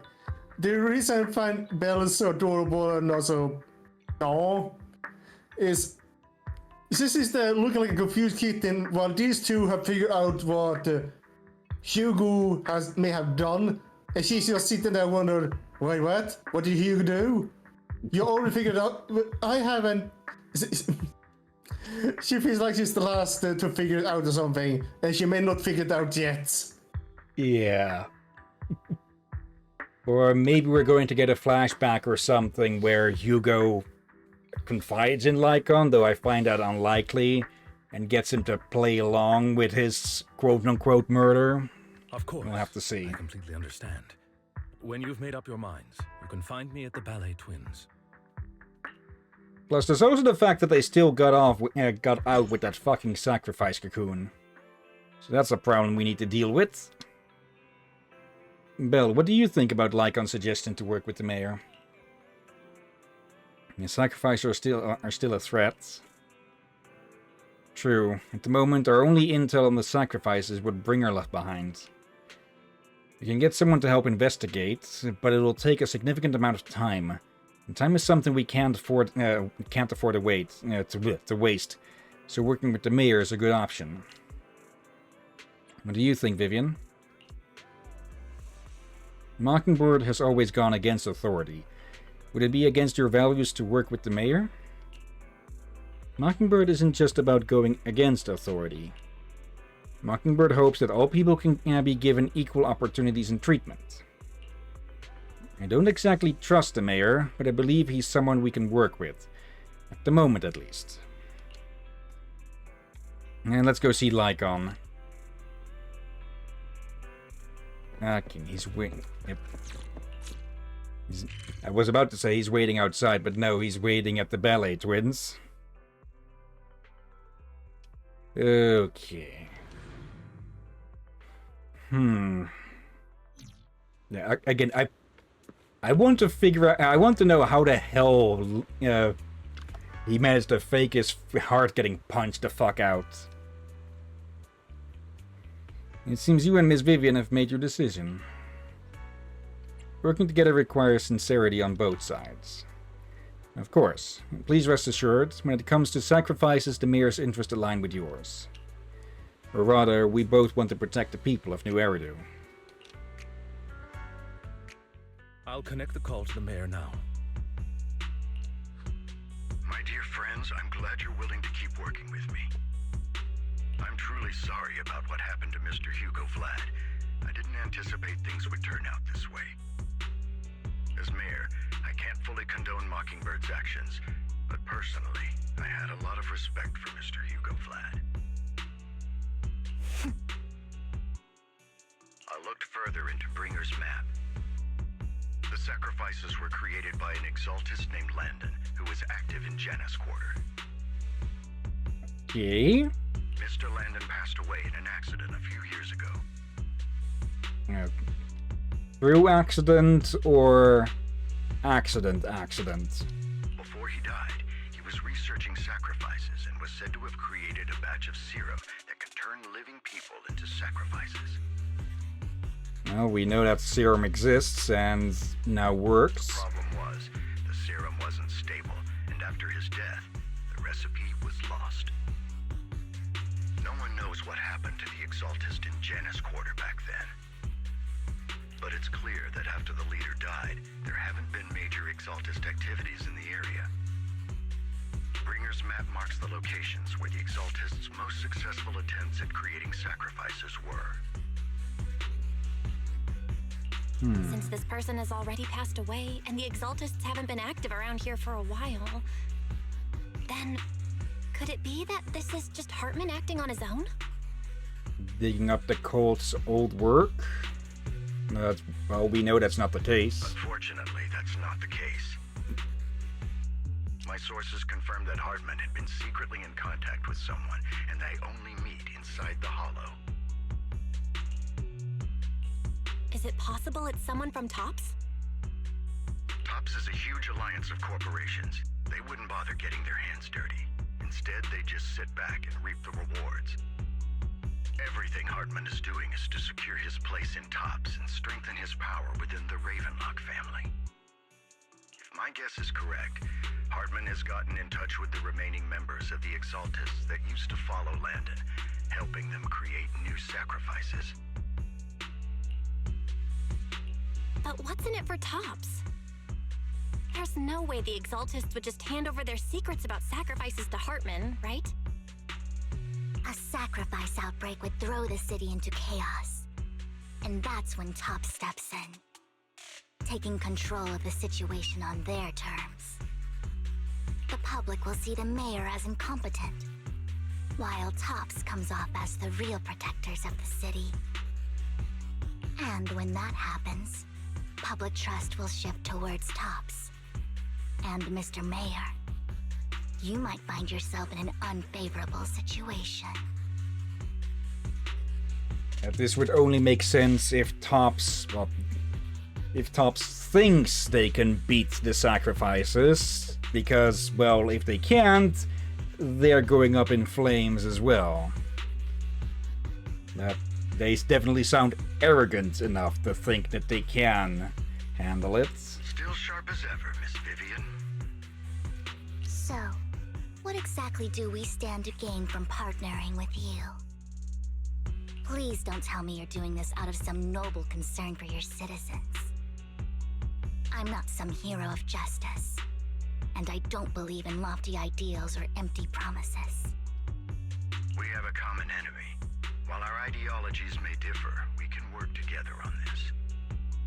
And as proof of good faith, I may not know exactly where Hartman is, but I can fan the flames over Mockingbird's death and escalate conflicts within the Ravenlock family.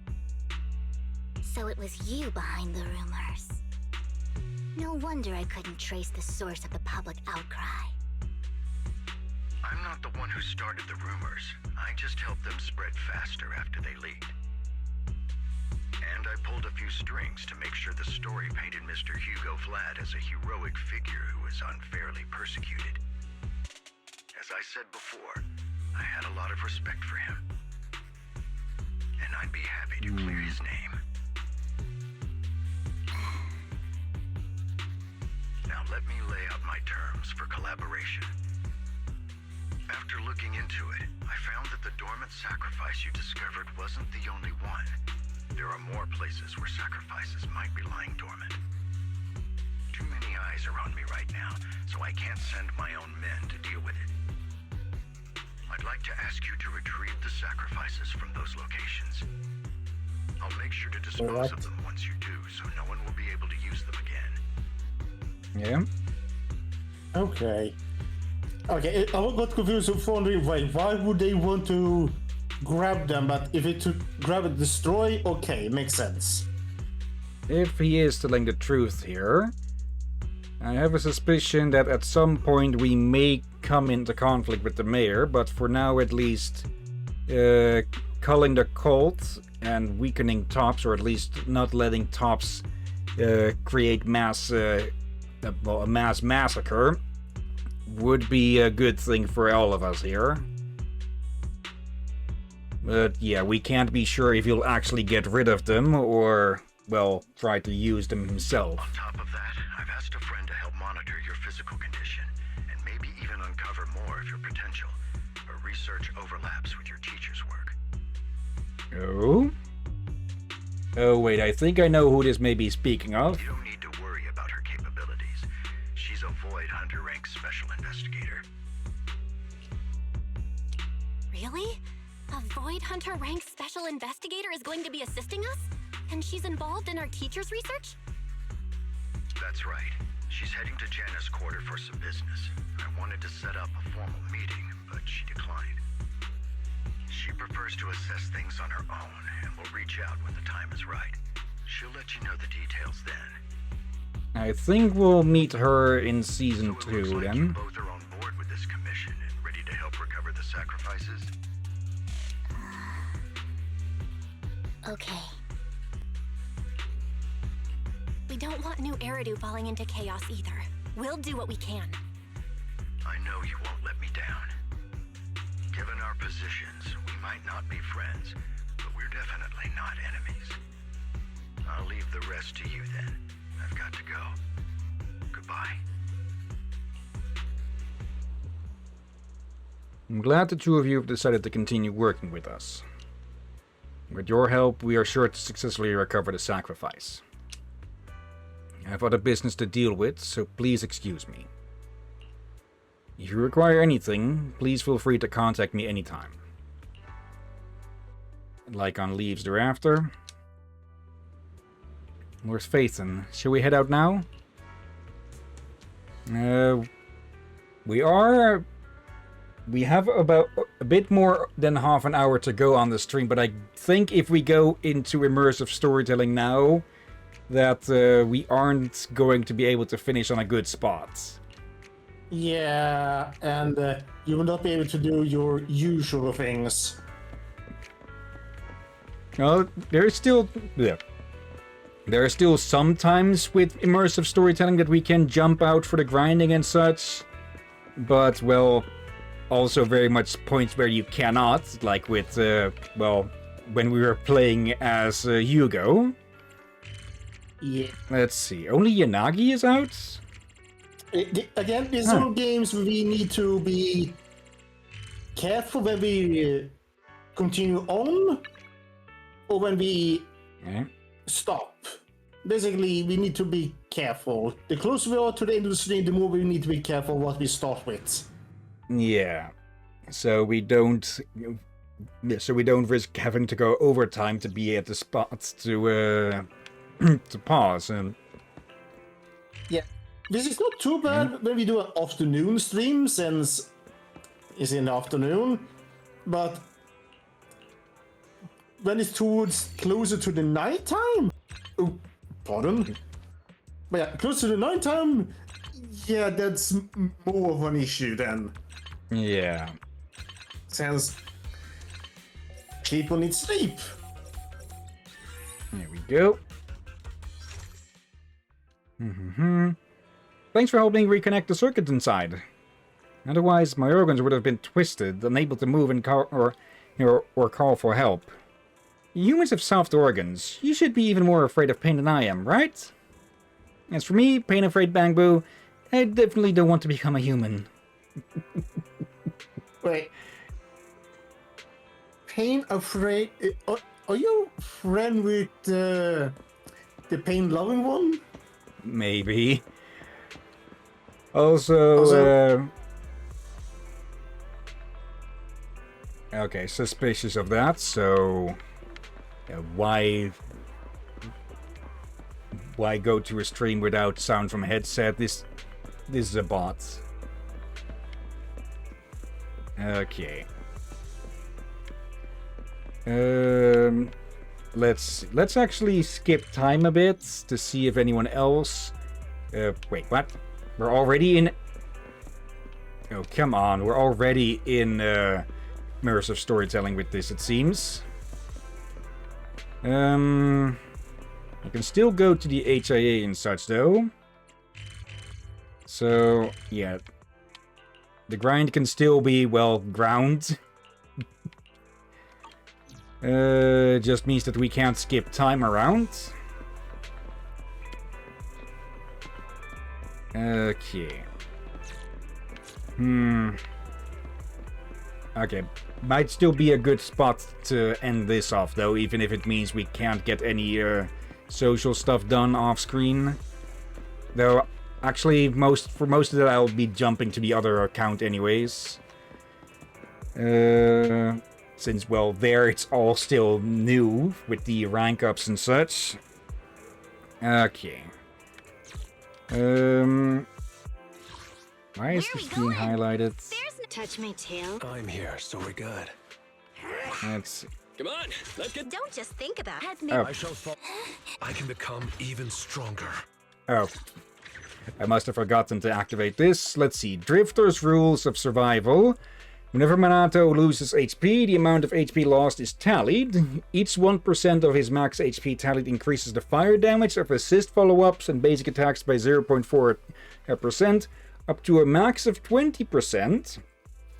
Unfortunate children are all alike.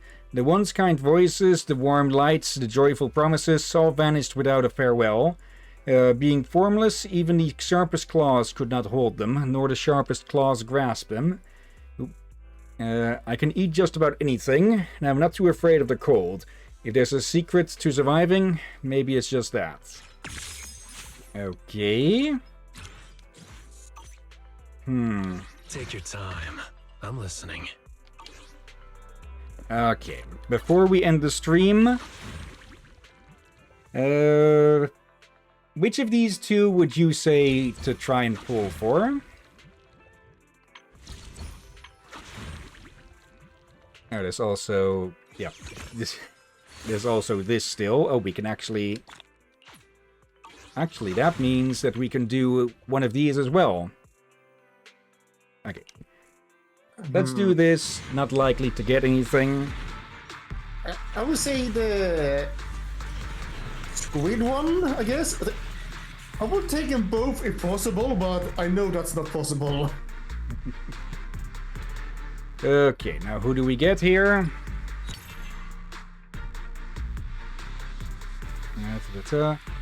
Lucy and Seth's W engine.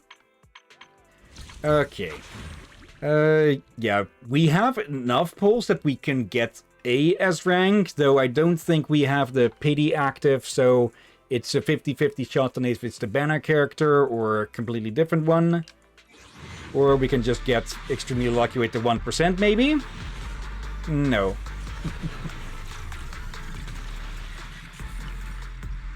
Let's see. Come on.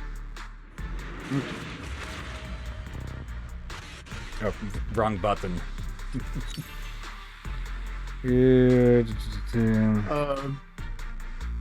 Oh, hello there. Let's see. Oh, it's pose. Pinball. Okay. Tremor Trigram Vessel. Okay. Let's see. Defense. EX special attack and ultimate damage increased by 25%. Whenever any squad member takes damage, he recovers. The recuperator gains 2 energy. Okay.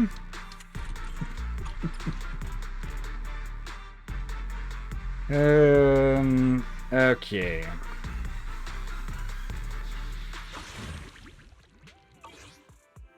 Alright. Well, we can leave it at that for now then. And yeah, a quick look around says that this is a scam. So, fuck off. Yeah. That was just weird. For more, I actually was afraid to speak while that was up. Yeah, some bot that if you reply in chat, they'll probably start spamming you with bullshit and such. Okay then. Here, the redo weekly. There. And also, let's be honest.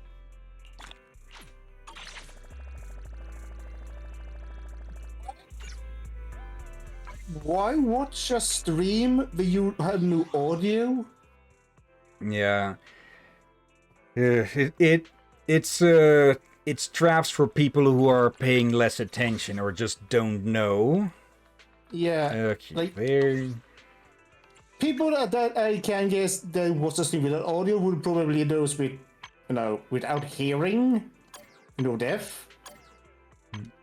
But then YouTube would be better, and then you can just turn on subtitles if there is subtitles option. But Twitch? Is that subtitle for Twitch? You can have them be generated.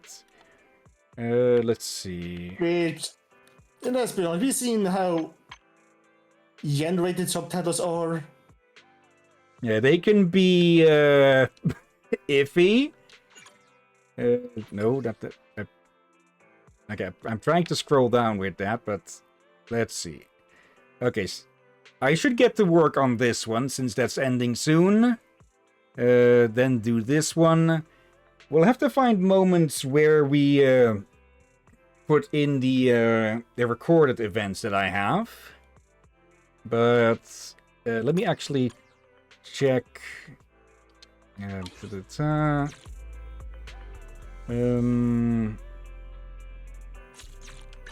There. Okay, let's see. We've done that. I think once we are at the transfer point between season 1 and 2, I think we should be good for doing this one and this one as well. Wait, I don't have Pale Wasteland set as completed. Weekly field manual completion. Okay, I didn't know that this would remain active somewhat. Is all stories completed? It's that weekly thing, I'm guessing. Odds? I'll maybe look into that a bit more. I'll have to see when exactly this... Maybe we're already at the point where we could show this, because I don't know if Vivian or Hugo shows up in this. So... I'm guessing if any events of these we're going to start, I'll need to look up. I know I had a note about the order of these. And check... this one did become available earlier than the others. So I guess once we are done with the current story, that we can probably do this one. And... yeah, Gravitational Attraction, Say It With Flower, and Elpis Ultimate Angler Championship. Like they aren't really main story important, but they are still nice. But yeah, we'll see about that. Well, when we see about that. Also, hello, Miyabi. Okay, but for now, that'll be it for today's stream then. Okay. But before we end things, of course, let's go look for someone to raid. So, let's see. Twitch, mute. And it is pretty busy at the moment, so I'll have to narrow this down to a few. Let me bring up the list of people we've raided recently. Let's see. We've got Douglas McDoug, who is playing Resident Evil. We have the Digital Hazard with Digimon, that trading card game app, program, whatever would be the word for it. New Gundam Gaming is playing Night Delivery. Okay. Invader Tor... this isn't really narrowing it down, but... I've started with it already, may as well continue. Invader Tori is playing Metal Gear Solid. Profound Madness is playing Shenmue 2. Frogcast with Earthbound. And let's see. None of these others. Okay, last but not least, we have Viking Blonde, who is just chatting at the moment, but their title isn't really saying what they are going to be playing, since they tend to be... well, they tend to start as just chatting, and then they swap and change the category to whatever game they're playing. Okay. Any of those sound of interest, or shall I take a pick?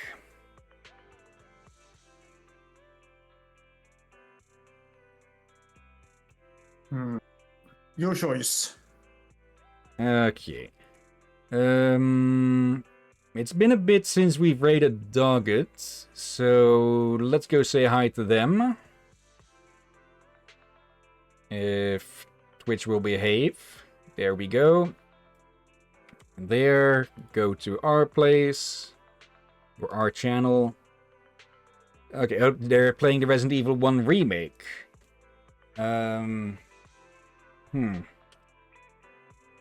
let's slash raid and paste. I do know that I don't know if there was a recent Resident Evil 1 remake. I know there was a re-release on, like, not GameCube or such. But, yeah, the Resident Evil 2 remake from a few years back, that wasn't the first of the... Maybe I just missed something being released or something? I think the first game was remastered. Yeah, but not in the same quality level as, well, Resident Evil 2, 3, and 4. And I guess we'll have to see. Maybe I just completely missed it somehow. It wouldn't make full sense for them to jump straight to Resident Evil 2, I guess, but... Oh well. Raid is ready, but before we get started with that... Look in the background. Oh, damn it. Look at the moon. Yeah, the corrupted moon. Or the hollowed moon. Yeah, we got to see that earlier with Lycon's agent story, and, well, if you're hanging around at Lumina at night, you can also see it. It looks like it gotten worse. It could just be that we're facing another side of it, since it does spin. Actually, does the moon spin, or... Yes, I believe it does spin. Like, people talk about the dark side of the moon, perhaps, at times, but if it spins, then it's just, well, the side not facing the Earth, not facing the sun, and, which is, well, if it's turning, it's just going to be a different part each time. Anyways, yeah, tomorrow we continue, if nothing gets in the way, with The Evil Within. We'll probably have a catch-up stream on Sunday for that, since we missed one yesterday. Friday, day off. And yeah, Saturday we continue with The Witcher 3 Wild Hunt. Yeah, and I hope Evil Within is fun and all. And the only reason here's the thing. The only reason I suggested we should play that was for... Alright, as long as we don't get delayed or anything like that, we should probably be able to finish on time with maybe 1 week bonus of Spooktober. Yeah. And what happens? Delay, cancel, delay. Yeah, I'm quite annoyed, as people can notice. Yeah, at least the two... At least we haven't had any technical issues with it. Yeah. At least once we're done with the main story, which I think we are getting close to, there's only 2 story DLCs, which should be relatively short. So that could be done in 1 stream, or maybe 2. We'll have to see. Okay. Yeah. And after that, we should be returning to a Batman game. Yeah, Gotham Knights. And, well, since a certain someone has had their internet fixed now, we can go up that. Yeah. Okay. When we get to that, I'm going to try and judge it on its own and not too much in comparison to the Arkham games, since it isn't really a sequel to it. It's just it's not even in the same universe. So yeah, we'll have to judge it on its own. Also a different team, I guess, making it. Yeah. Okay. But for now, yeah, let's get this raid started. And thank you all again for watching. And until next time, actually, did I do that? Thank you everyone who may have been watching now or later. I forgot to do that. Thank you, Knight, for lurking. I did see you there. And thank you as always, look here. You're welcome as always, my friend. And thank you all for yawning and watching this madness. And yeah, I've already said what we'll be doing for the rest of the week. Monday, we'll see who's available. We have decided to drop down to a majority present for Borderlands. So if Rom and Liz are available, we can do Borderlands. Or if Hex and Liz or Hex and Rom, we'll have to see who is available. But yeah, for now, thank you all again for watching, and until next time, have a nice day, and until then. Peace everyone, sleep well, and watch out for undead seagulls. And sacrifices.